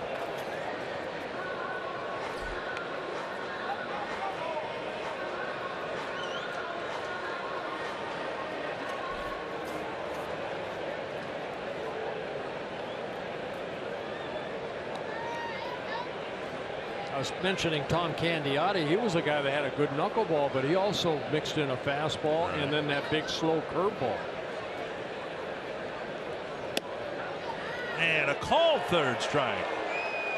And Park probably quite happy that he won't be seeing a knuckleballer again for a while.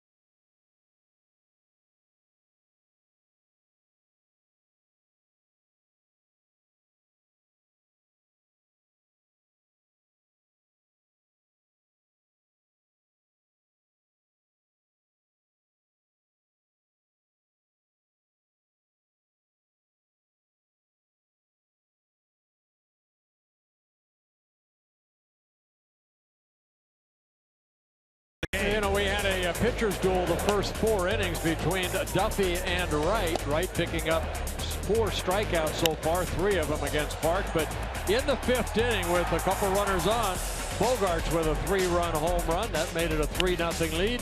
And then in the 6th inning, 5 hits for the Red Sox, chasing Duffy away from the ball game. And they added 3 more runs. Pedroia with an RBI double. That's a big night. Bogarts, 4 hits. He's driven in 4 runs. 7 men batted in the 5th, 8 men batted in the 6th, and now in the 7th, Hanley Ramirez will lead things off against Kevin Jepsen. And it looks as if one of the strategies here to stretch him out. Yeah, get Kevin Jepsen out there and let him face a bunch of hitters until he starts getting into some kind of a groove. He gave up an RBI double and an RBI single. And then the 2 outs in the 6th inning. Fastball's up 2-0. And again, that's an issue for Kevin Jepsen. That high fastball, he gets underneath that fastball consistently. Just cannot create that downward plane. When he does, it's a great pitch, but so many times he gets that palm out in front of the ball rather than a ball on top. That's a good fastball right there. Just missed the corner, though. It's 3-0. But a better angle.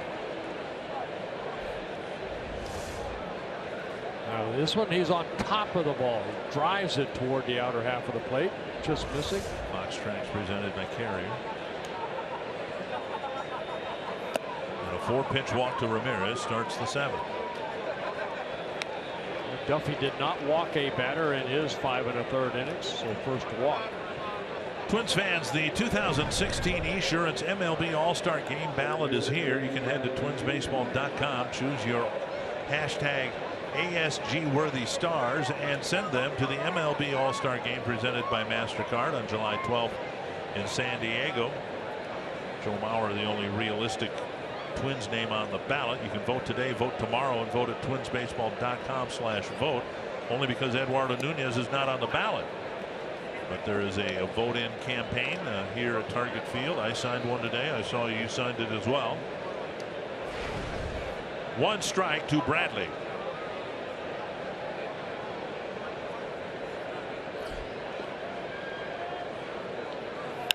Fouled away, 2 strikes. This is one that was hung in the Twins clubhouse.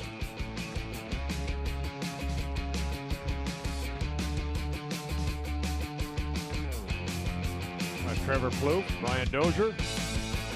You circled your autograph or your sign. I went to number 28 too. Oh, did you? Yeah. I later signed it as far away from you as I possibly could. Understandable. 2 strikes to Bradley.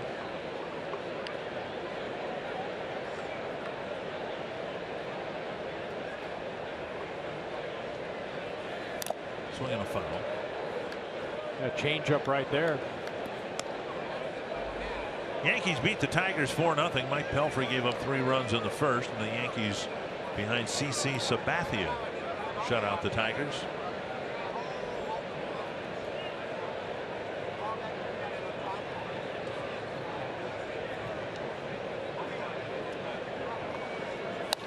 Pulled foul. I'll tell you what, unless the Tigers, Royals, and White Sox start figuring something out, Indians are in position to start pulling away a little bit. They're in Los Angeles tonight to take on the Angels. They got Corey Kluber going.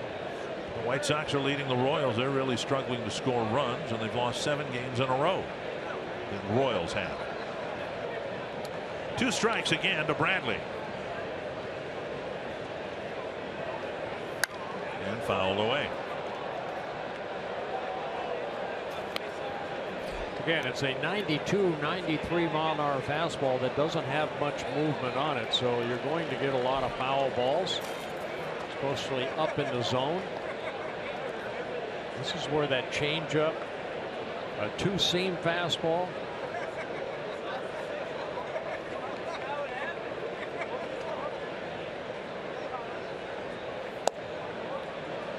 Been the changeup there.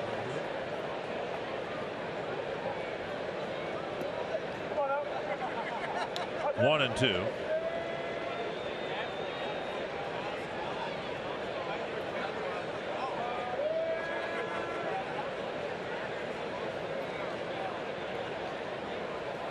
Check swing. Did he go? Strike 3, and Bradley is out on strikes. Yeah, Bradley doesn't think he went too far, but he did, and Jepson picking up his first strikeout. So the hard breaking ball down and in, and Bradley unable to hold up.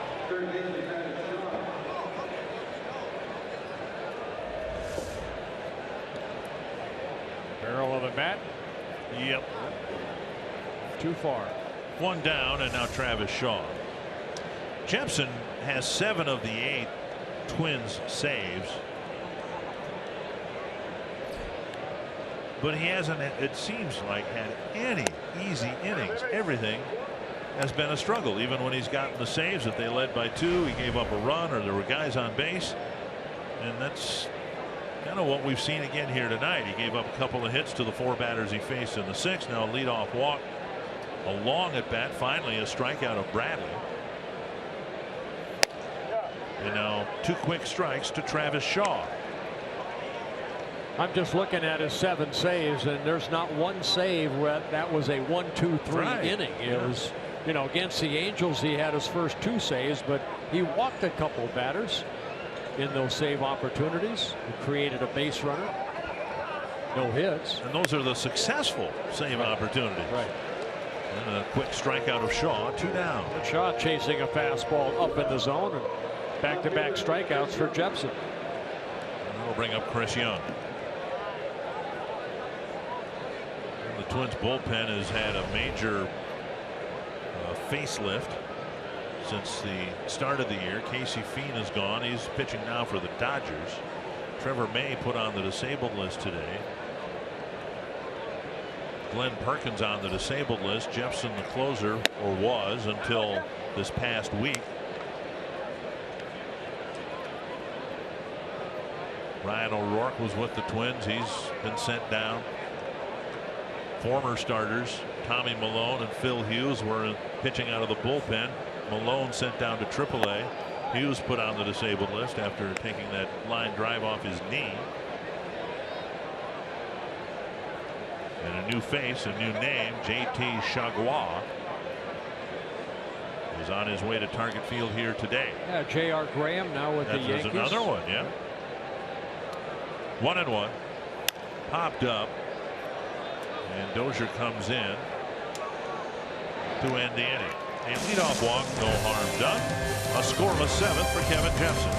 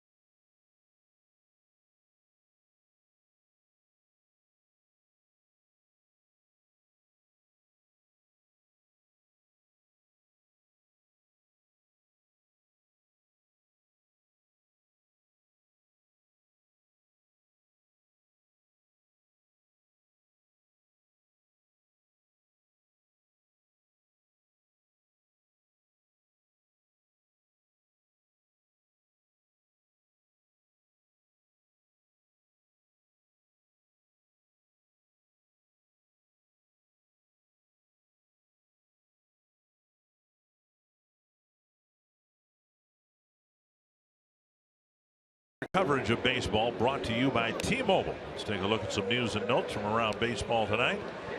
And another good night for Nolan Arenado. And Carpenter with a home run, his 10th of the year in Pittsburgh. And how about this? Eric Hosmer, 2 home runs against Chris Sale. Yeah. But not much else for the Royals in terms of offense as they trail the White Sox.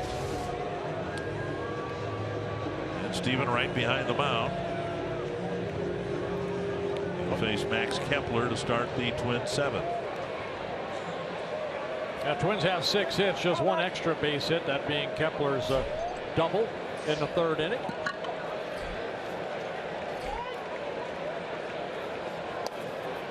Kepler takes outside, ball 1. Cracked a double. The second pitch he saw in the 3rd, then grounded out to Pedroia on the first pitch he saw in the 5th. And that floats over, 1-1.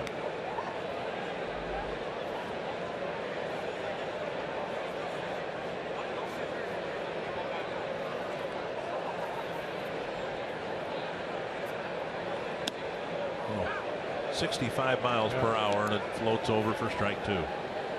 Yeah, Wright, 31 years old, originally signed by the Indians, their number 2 pick back in 2006, and this floater, almost like a Dave LaRoche lob. And strikeout number 5 for Wright.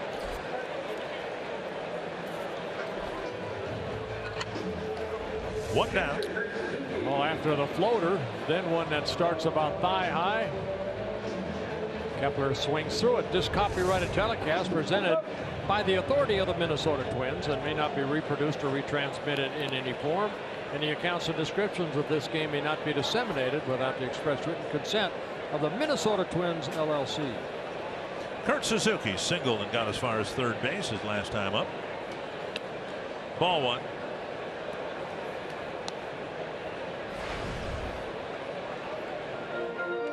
They're so valuable to have, and for most of Wakefield's career with the Red Sox, he'd be used regularly out of the bullpen. If you got into a jam and you needed to give the rest of the bullpen a day off, well, then there's another reason to have a knuckleballer around, because he could come in the 4th inning and take you to the end, and you saved your bullpen that way. Chopped in front of the 3rd baseman Shaw, and firing on the run. He got Suzuki by a step, 2 down. Yeah, nice play by Shaw as he was playing back behind the 3rd base bag. Has to come charging in. Gets a 2nd out of Suzuki at 1st. 2 down on the 7th, and now Byron Buxton. That's one thing defensively too. Boston very solid defensively. We talked about the outfield, also the infield, very solid. They've made only 28 errors. Only the Chicago White Sox have made fewer errors. Well, you look at Wright, you're talking about Wakefield, what they are too. They're innings eaters if they're, on like Wright has been. You have David Price, you have Rick Porcello, you have 3 guys that you're going to depend on, hopefully to pitch 200+ innings. 1-1 to Buxton. It's sad to say, but 200+ innings is kind of the mark in today's game. If you can get 3 or 4 guys to do that, you're going to have a pretty good year. And you used to be there by Labor Day, right? Well, yeah, it used to be. It's just a different game now. Buxton takes up 2-1.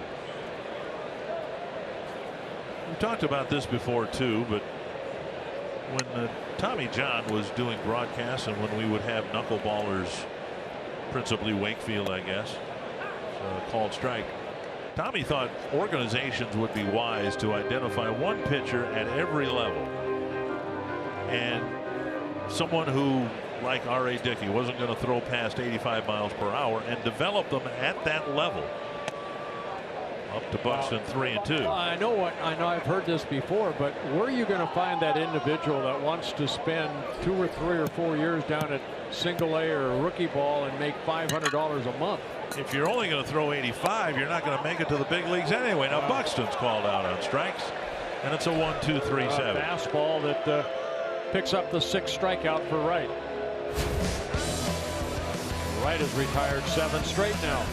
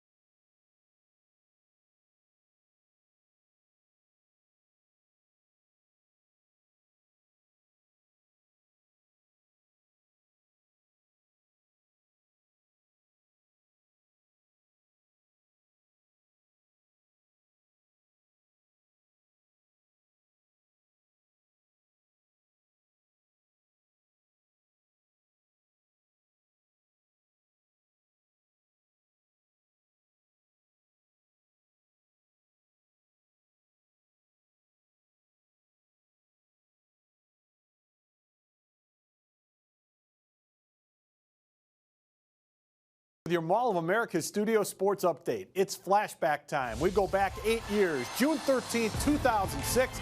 Twins and Red Sox. Jason Kubel with a walk-off grand slam with Michael Kadire, Justin Morneau, and Torrey Hunter aboard in a 5-2 win. Good times. Look at the names on the jersey there. Tony Batista, Nick Punto, Luis Castillo. You know, and in the ceremony today for David Ortiz, when they gave him the jar of peanut butter, also down there was Ron Gardenhire, too. Good to see Gardy in town. Yeah, Gardy's looking a little trimmer and looking very content with life now. We're happy for that. Michael Tonkin comes out of the Twins bullpen to pitch to the Red Sox in the 8th. Yeah, Michael's done a good job out of the bullpen. His 27th relief appearance, only 24 hits allowed in the 29 innings pitched, 9 walks, 33 strikeouts. He has given up 4 home runs. First pitch strike.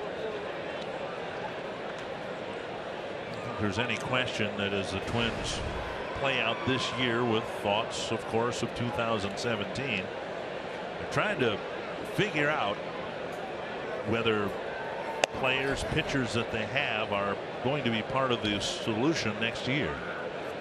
And I think the next 4 months, counting June, is very critical for Michael Tonkin in that regard. He's got a great opportunity here in the final 4 months of this year. Well, that's the pitch right there that has really helped him, I think, this year. Yes, he has an overpowering fastball, but unlike Jepson, he can get this baby over consistently. Good hard slider. And you saw that what that did to the hitter Vasquez. 1-2. Wow. Just missed the fastball, and we've seen Tonkin zero in on that pitch with 2 strikes. And sometimes he hits it, sometimes he doesn't, but he's in the vicinity, and an almost impossible pitch to hit if he can hit that corner. And then he just overpowers him at 95. Well, he went right back out there after missing. He goes right back out there again with that good 95-mile-an-hour fastball. So Tonkin coming in, getting the first out via the strikeout. 1 down in the 8th, and now Mookie Betts.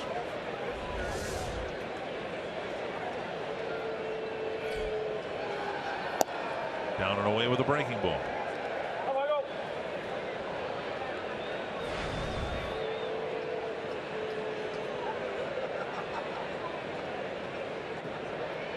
Tonkin at 6'7", 26 years old. There he hit that spot at 95. He comes at a good angle too. He works off that, first base side of the pitching rubber, pretty much in the middle of that pitching rubber. And he's not straight over the top, more 3/4. So the angle that fastball gets, or breaking ball. Right. It's a nice mix. 95 down and away. Now breaking ball 85 in the same spot, and it's 1-2.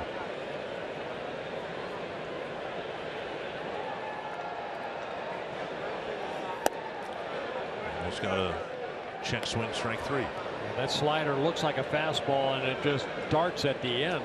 Well, but if you're a hitter, you've got to respect the 95, right? Yep. That's why I think you saw, Mookie Betts right there almost commit to swinging at it, even though it was a foot outside. Oh, watch out. And Tonkin won't be able to recover for the out. Let's see if he's able to stay in the game. Yeah, he says he's all right. I think he got the hip area. The ball, fastball up, came right back at Michael Tonkin. Very similar to the line drive that hit Phil Hughes in the knee last night. Right away, he said he's okay. And thank goodness that ball was up enough that I think, he's kind of showing Dave Krumer where it hit him. Take a look right there. Yeah, you don't realize, when you're a pitcher, it's 60 feet 6 inches to home plate, but once you let that ball go, you're 55, 54 feet away from a guy that wants to hit the ball right back up the middle, and that's what hitters are taught. Lanning Tucker, one of the trainers for the Twins, is the trainer in the blue pullover there. And Tonkin has talked his way at least into getting a warm-up toss or two. Take another look to see where it did. All right, I believe on the right hip near the buttocks. You say that like Forrest Gump. That's why I learned it. Run, Forrest, run. Well, Tonkin thankfully appears to be okay. Betts gets a infield hit. His first of the ball game, and for the Red Sox, their 13th hit. And that'll bring up Pedroia. 3 opposite field hits, 2 of them doubles.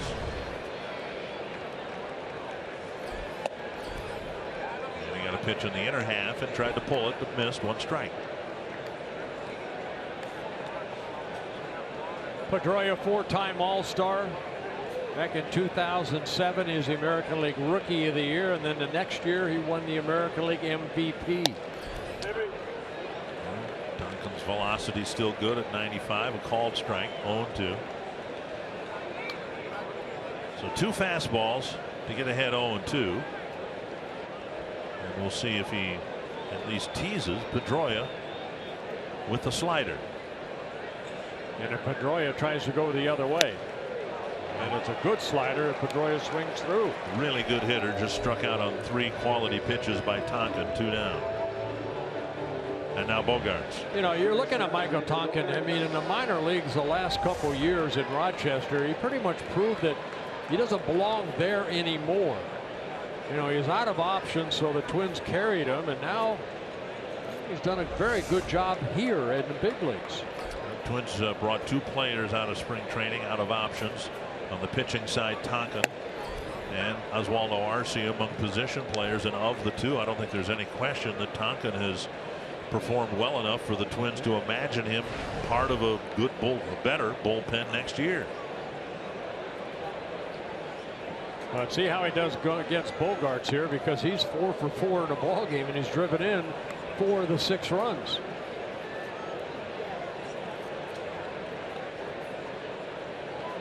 Came into the ball game second in the American League, just 1 percentage point behind Victor Martinez. And he comes to this at bat hitting .351. Wow, and even Bogaerts, you know, we're trying to give Twins fans some hope for better players and better play down the road. Even Bogaerts, he's among the league's best right now, right? Just 44 at bats. He had 250 in his first full year. He had 240 2 years ago.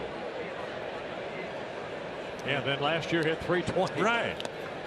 So you know, it'd be nice if everybody was like Mike Trout and they got a handful of at bats and then boom, they're an MVP candidate every year. It just so rarely happens.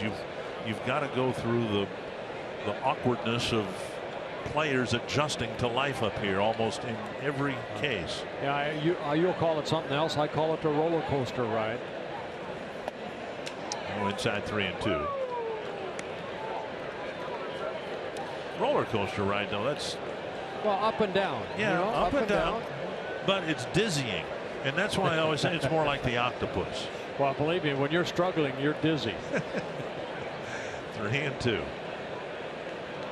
Runner goes, and the pitch poke foul. And on the pitching side, okay, Tyler Duffy's going through some tough times right now, and he doesn't have the command and the sharpness that he had most of last year. I don't care who you are, you're going to run into spurts that you start doubting yourself, whether it's your first or second year or your 18th or 19th year. I mean, for a while there, the Boston Red Sox about David Ortiz, they were thinking about, you know, his career is done. Full count, and the ball grounded to the right side, right to Park. He'll scamper to the bag. Good inning. Tonkin with a couple of strikeouts, facing just 4 men in a scoreless 8th.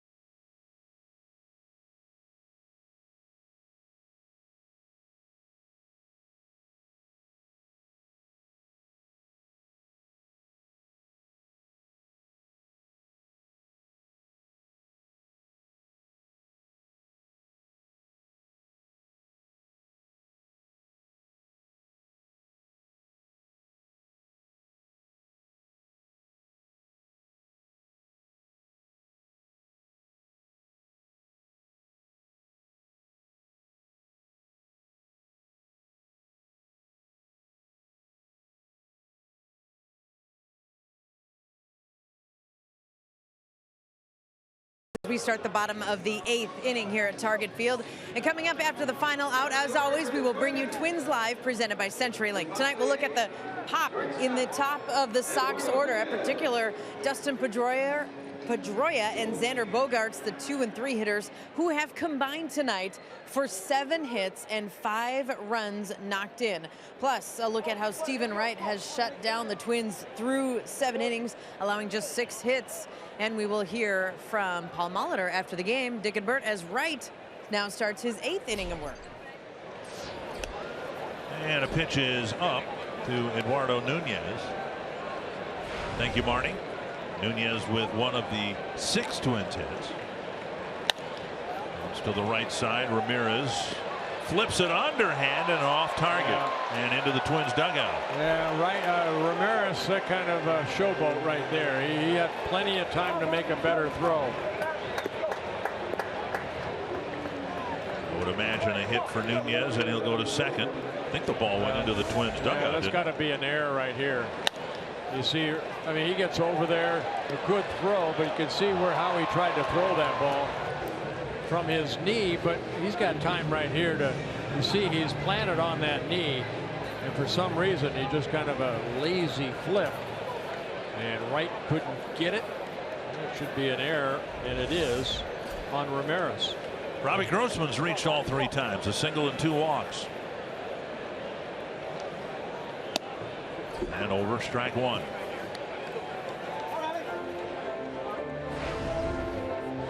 That error, the second by Rodriguez at, Ramirez at first base.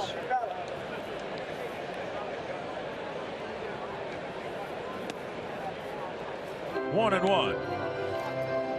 Just looking at the ERA leaders in the American League, Wright coming into this inning now with 7 shutout innings. That ERA at 2.09. And who was leading was Danny Salazar at 2.84 coming into the game. Swing and a miss, 1 and 2.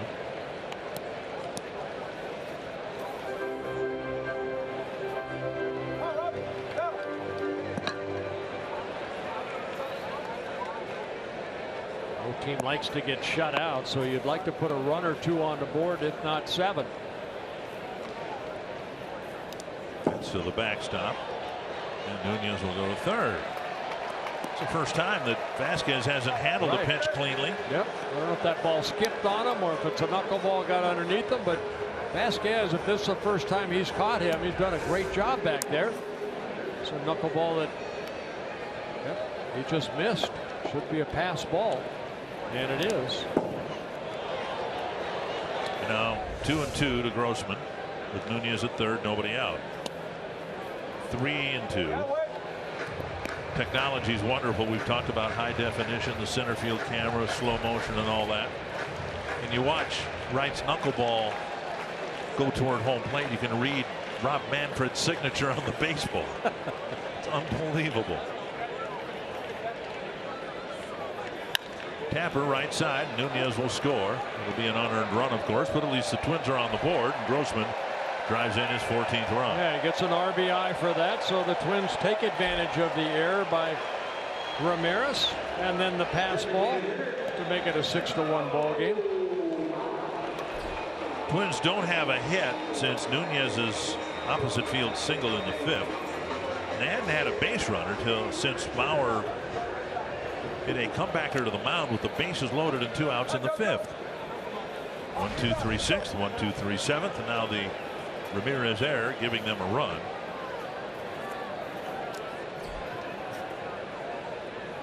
Fastball off the plate. Matt Barnes starting to loosen up in the bullpen. 100 pitches, or excuse me, 103 pitches for Wright. Outside again.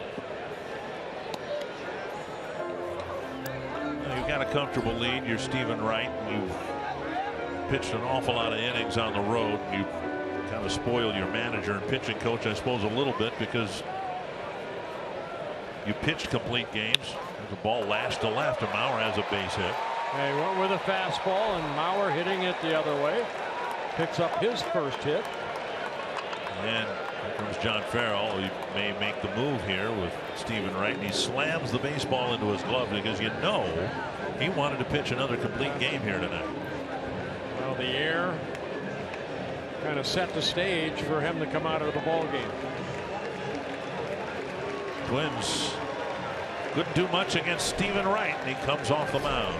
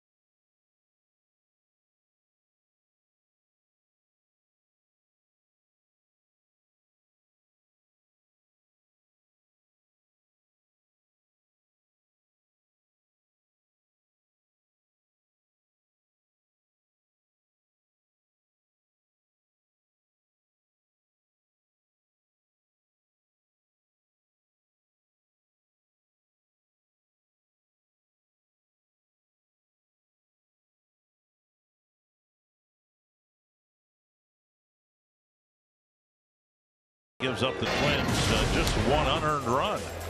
Yeah, it's a shame that play by Ramirez, that should have been made, because that basically brought Wright out of the ball game, because he's a guy that could throw like he did 2 starts ago, 122 pitches, try to get that shutout. But instead, it's still a good performance by Stephen Wright. 11 ground ball outs, only 4 fly ball outs, and he allowed 7 hits. Matt Barnes coming out of the bullpen, making his 24th relief appearance. 23 hits in 27 2/3 innings pitched. He's allowed a couple home runs, 16 walks, 1 intentional, and 27 strikeouts. Barnes in his 3rd season with the Red Sox, 25 years old. He was a #1 pick for the Red Sox back in 2011 at the University of Connecticut. So the Twins hitters collectively wiping their foreheads and going, whew, he's out of there. They're pushing their eyes back normal. There's Plouffe. And a single against Wright in the 4th. 1 strike.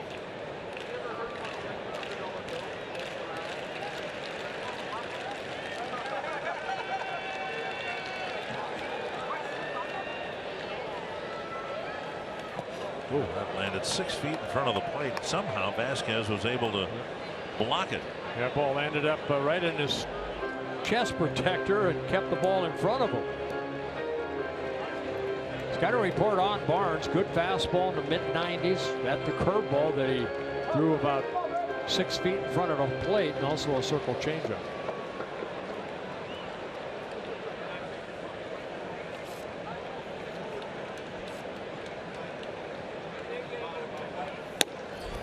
Outside corner at 98.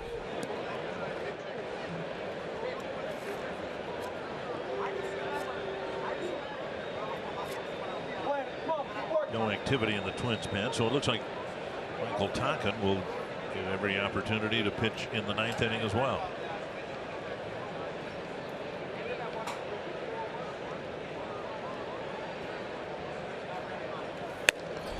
And Plouffe strikes out at 98, 2 down.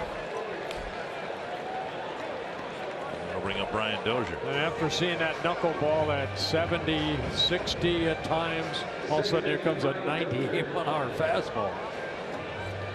So Barnes picks up a strikeout, 7th strikeout for the Twins. I just noticed Vasquez just changed catcher's mitts now. Now he may have changed to a different mitt, and it might have been, I guess, that maybe Barnes broke a lace or something, but he just exchanged catcher's mitts after the strikeout. Chili's got that glove that'll get back into Wright's locker. Usually knuckleballers carry their catcher's gloves with them. A life insurance policy for the catchers. And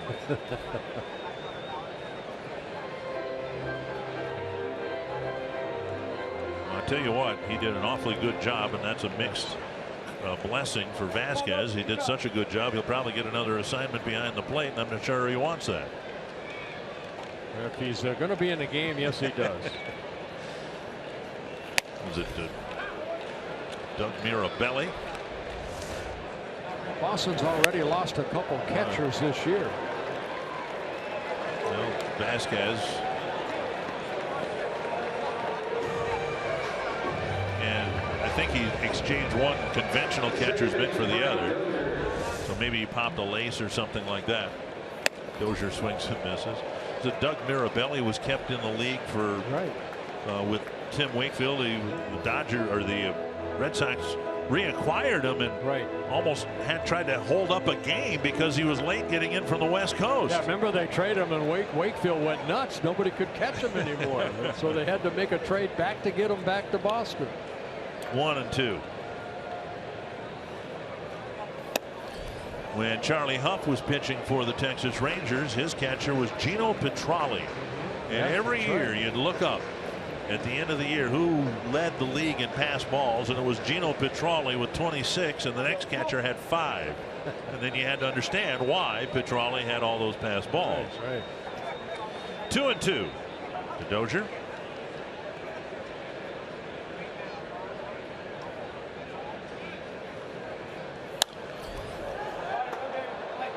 But you know what it did to Gino? He knew he was going to be out there every 5th day. He's going to get at least 4 at bats, hopefully, as long as his knuckleball pitcher went deep into the ball game. And he could have had the worst night behind the plate any catcher's ever had. Nobody would say a word to him in the clubhouse for fear that, all right, you want to try? You can go back there. Well, he certainly did a good job. First time he's caught Stephen Wright. And now 2-2 to Dozier. The Twins have a run on the board here in the 8th inning.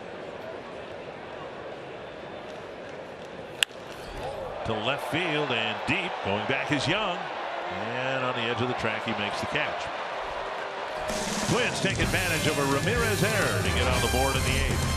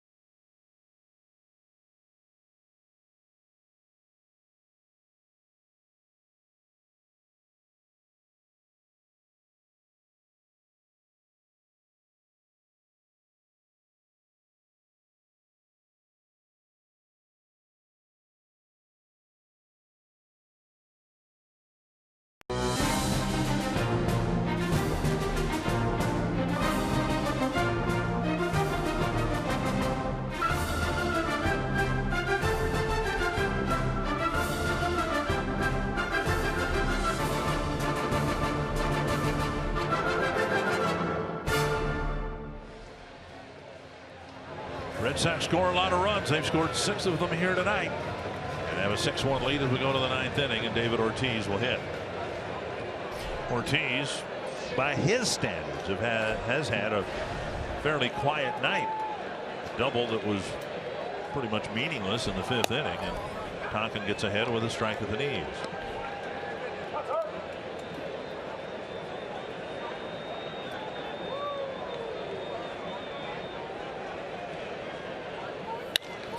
And he hits one to the gap in left center. And this will be just a single with Grossman cutting it off. Yeah, I wouldn't be surprised, maybe a pinch runner right here. Yep, somebody's coming out. Rusney Castillo will run for Ortiz. We'll get a little bit of a curtain call opportunity here. Ortiz picking up his 2nd hit of the ball game. As he trots toward the dugout, and a lot of the fans do acknowledge David Ortiz. Very nice.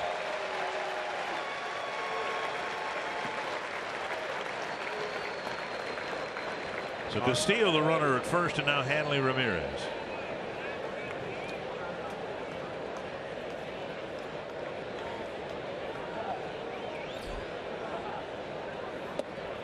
Inside, ball 1.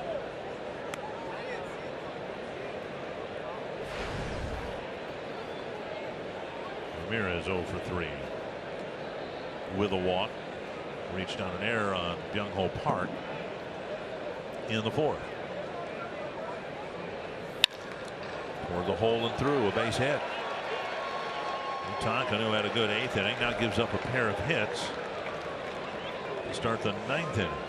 And 14 more hits allowed by the Twins pitching staff. Yeah, Michael's longest outing, 3 innings, that coming back in April in Washington, where he went 3 innings. But normally, you know, he'll go out there for the 2nd inning. Here, a couple base hits. 3 hits allowed by Michael. Jackie Bradley Jr. hitting .315 with 9 home runs, 38 runs batted in coming into the game, and he hit 6th in this Boston lineup. And Tonkin gets ahead, strike 1. And we talked about the Miami Marlin lineup and how they opened the series with 6 300 hitters in their lineup. And they pounded out a lot of hits. It was just, I guess, for the Twins pitching staff, just kind of an appetizer for this Boston series. A lot of depth to the lineup, top to bottom. Half swing. And a ball.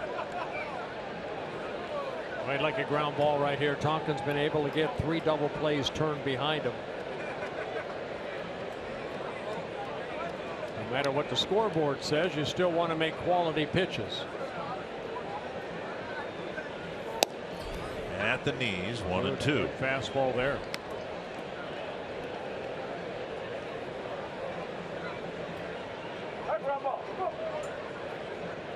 I heard Tom Bernansky right there in the background. Get a ground ball. Let's go.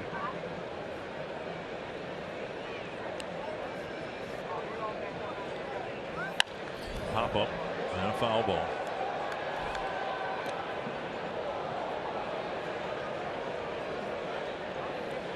Twins shut down the Boston lineup for 4 innings. Tyler Duffy did that, and then in the 5th inning, a 3-run home run, 3 more runs in the 6th that chased Duffy. Breaking ball wide of the plate, 2 and 2.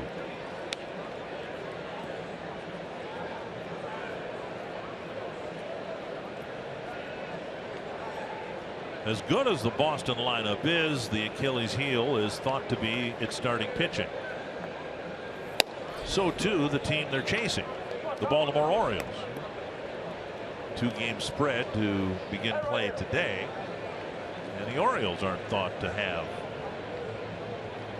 the deepest starting rotation in the division. David Price, the ace of this Boston pitching staff. Clay Buchholz moved to the bullpen. He's been ineffective. Full count to the batter. Price has got 7 wins on the year, but an ERA of 4.63. He had a couple bad outings that created that high earned run average, but that guy's a horse. Rick Porcello, 7 wins, an ERA of over 4. Buchholz in the bullpen with an ERA of over 6. And the same here of the pitching staff, the guy the Twins face tonight, Stephen Wright. There's Porcello. Just wide of the bag. What a battle right here. Bradley fouling off a lot of pitches. This will be pitch number 10. He's got to have a ground ball in him somewhere.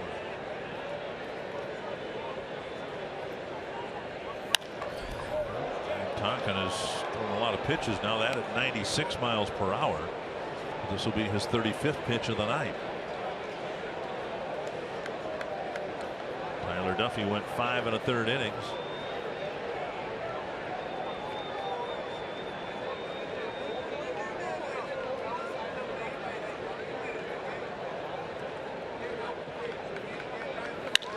To left center and deep. Toward the bullpen and off the wall. 1 run will score. Ramirez is being waved around, and he'll score on a triple after a great at bat by Jackie Bradley Jr. 11 pitch at bat for Jackie Bradley Jr. He finally caught up to one of those fastballs and hits it against the fence out toward the bullpen area. For Bradley, his 5th triple of the year and the 18th triple for the Red Sox. Look at him keep his head down, driving that ball the other way. Yeah.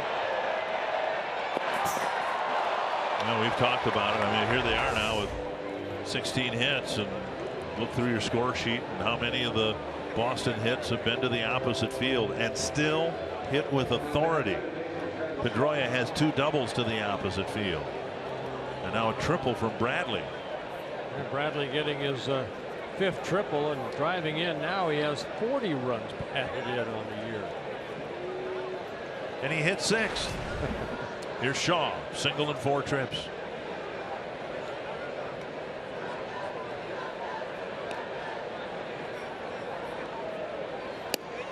Toronto beat the Orioles in 10 innings at Rogers Center 4-3. So there is a game to be gained by the Red Sox if they finish this game off.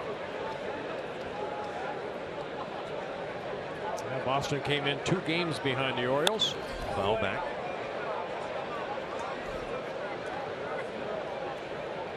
Indians have already jumped all over the Angels, and Hector Santiago knocking him out 6-1 in the 2nd inning, and the Indians are still batting.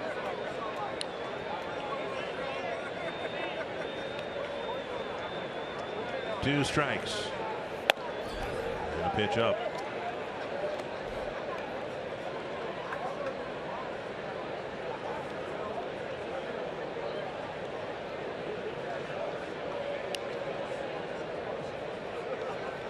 Presley's warming up down in the bullpen.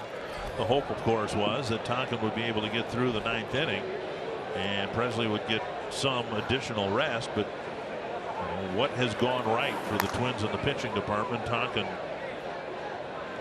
running out of gas here. This will be his 40th pitch. Yeah, I think you know, Eric Rasmussen and Paul Molitor would like to have got through this game with only 3 pitches. Yes. And the Twins had an off day on Monday, and then you get one short start after another, and the Twins were able to win the first 2 games, even though the starters didn't pitch deep into the ball game at all. But it just wears on you. And now these are wasted at bats for Tonkin, but he's out there longer than anybody wanted him to, and so that'll impact when he can come back into a ball game again, and probably how effective he'll be. The starting staff for the Twins has been incredibly disappointing. Yes. It started out fine. They weren't losing games because the starters were bad. Here's a ball squibbed back to Tonkin. He'll look at the runner and throw to first and get it out. But since we turned the calendar from April into May, the starting pitching has been dreadful. Wow, the whole season. I mean, yeah, they pitched well in early April, even though the Twins lost. But overall, coming into this ball game, the starters The starters for the Twins are combined 8 and 28 with a 5.51 earned run average, and that earned run average has gone up here with Tyler Duffy giving up 6 earned runs in 5 1/3.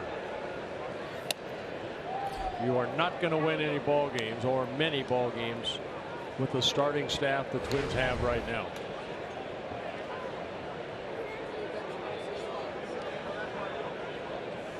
The norm, the average ERA in the American League is 4.15.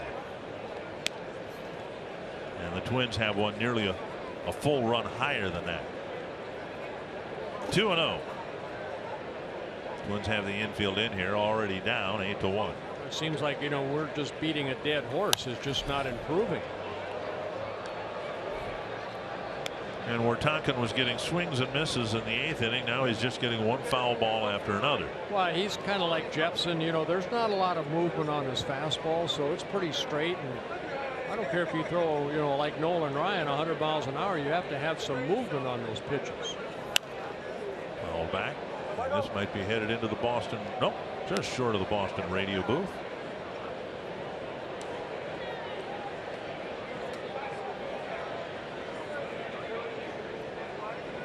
You know, Tonkin's thrown, what, 25 pitches this inning. There's only one out.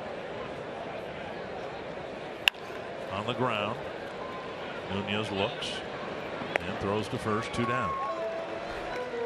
Now the number 9 batter, Christian Vasquez. Tomorrow it'll be Kyle Gibson. Of course, that's part of the problem. The rotation that the Twins thought they would take into the season hasn't been there. Phil Hughes ineffective to the bullpen, now on the disabled list. Tommy Milone ineffective, sent down to AAA. Gibson's been hurt since the 3rd week of the season. Right. Late April, yep. So the only 2 guys who've been there to take the ball every 5th or 6th day have been Ricky Nolasco and Irvin Santana. 1 strike. Tonkin winning some points in the dugout if he can finish things up here and keep Presley in the bullpen. 1-1. This might be his last hitter to do that. Yeah, though. for Tonkin, most pitches he's thrown in relief this year, 43, and that was the 3 innings he pitched against the Nationals in Washington. So right now, this will be pitch number 50. Hit hard to the left field corner, but a little hook foul.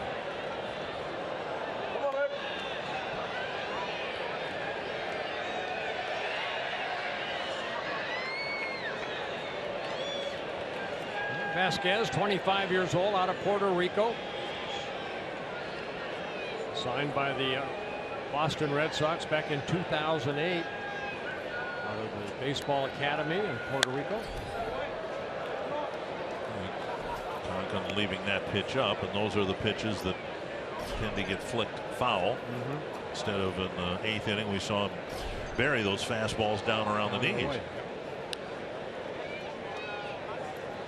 1-2.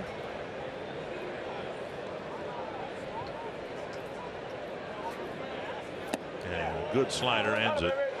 And Michael Tonkin gives up a couple of runs, but he does pitch 2 complete innings and save Presley for tomorrow.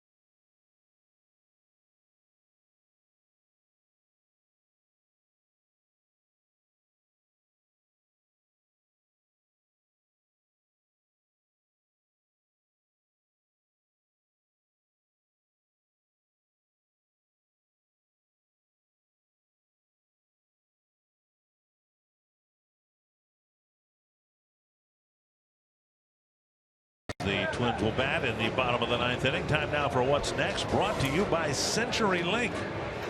Eduardo Rodriguez will go for the Red Sox tomorrow against Kyle Gibson, who's just been taken off the disabled list. Yeah, for Kyle Gibson, this will be his 5th start of the year, and for Rodriguez, he started the season on the disabled list, and this will be his 3rd start. So hopefully Kyle will get his rest and go deep into the ball game tomorrow.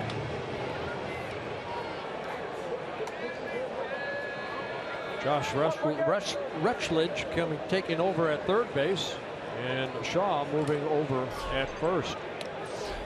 Park quite happy that Stephen Wright's done for the day. He struck out 3 times, twice swinging, once looking.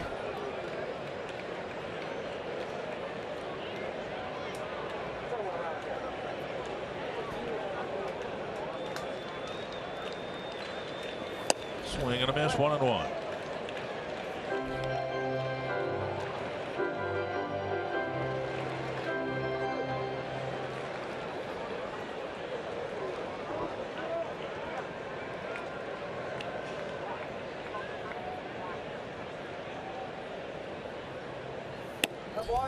On the outside corner, 1-2. Yeah, Barnes, one of these young men that started with the Boston Red Sox as a starter in the minor league. 77 minor league starts in 90 games, but up here they basically have used him in the bullpen. Hard throwing right-hander. We saw that 98-mile-an-hour fastball. Ooh, just taken up high, close to strike 3.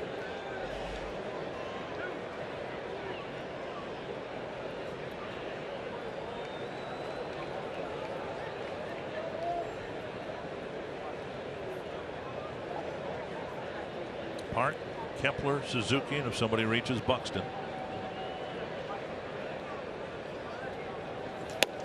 Another swing and a miss. Oh, the big curveball right there. 4th strikeout for Park tonight. And that'll bring up Kepler. And Barnes picks up his 2nd strikeout.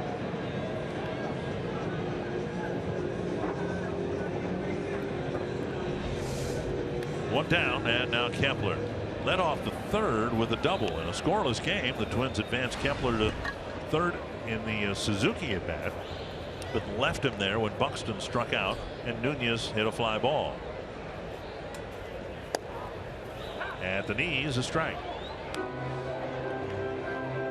When I talked with John Farrell about Jackie Bradley Jr. and the difference he's seen, he says he's been much more aggressive, and I think that's something that the Twins want to see from Kepler. Too many times they think he may be taking that first pitch for a strike. Now fastball off the plate, 1-1. And we're an advocate, I think all hitting coaches are, of working the count, getting a good pitch to hit, but until you prove otherwise, the first pitch you get might be the best pitch you'll get to hit.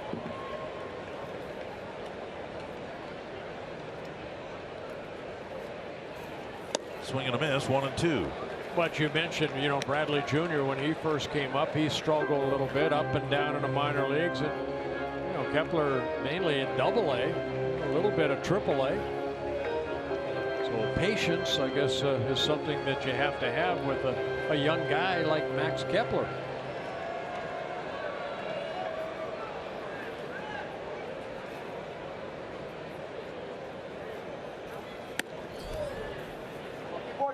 But when you're 18 and what are we, 18 and 41?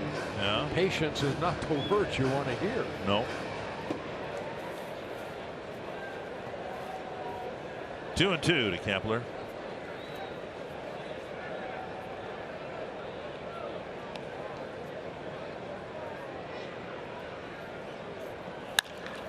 And Kepler with a good at bat, grounding a single past Pedroia, and he's got a 2-hit ball. Yeah, got a breaking ball right there, stayed with it.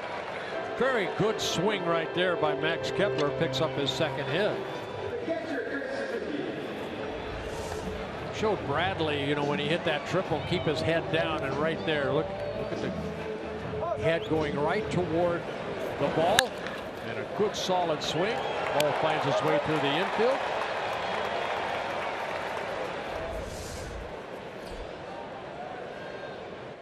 One out single, and now Kurt Suzuki.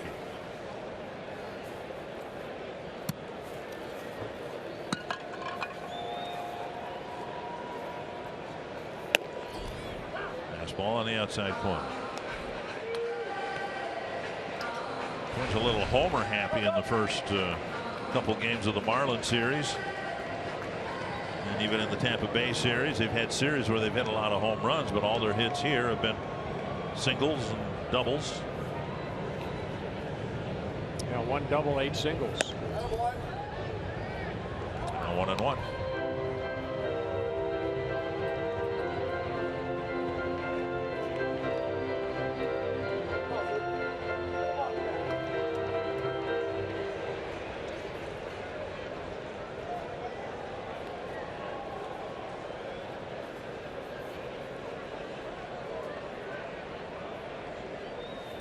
Check swing, strike 2.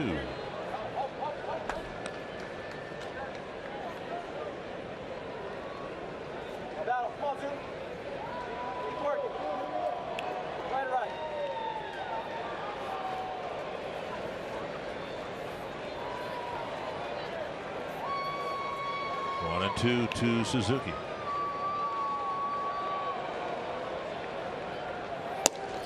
Just off the outside corner. Wow. Good pitch.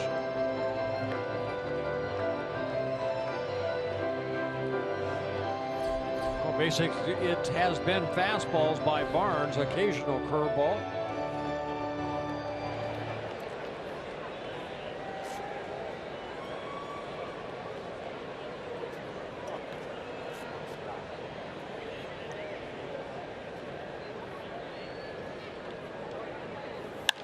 Fly ball right field. And Betts with the catch out number 2, and that'll bring up Buxton. Buxton 2 strikeouts and 0 for 3 night.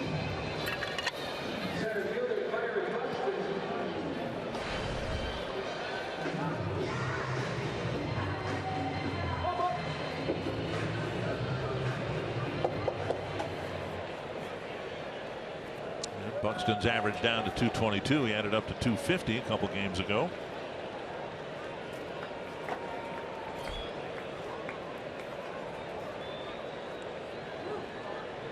Got to look fastball here. Be ready to swing. Up and away, ball 1.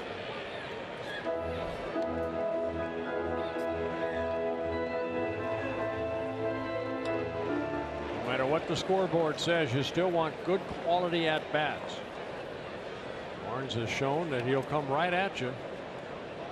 Not a lot of movement on his fastball. Chopper to short.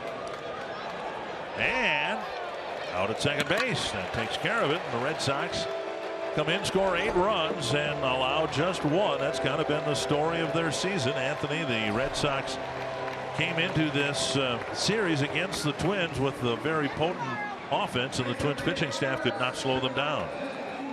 They did exactly what they've been doing all year long, as they've been the best hitting team in baseball. They showed why tonight. 16 hits and 8 runs, more than enough to beat the Twins. Coming up on Twins Live, presented by CenturyLink, we'll show you how the knuckleballer beat the Twins, and hear from Paul Molitor.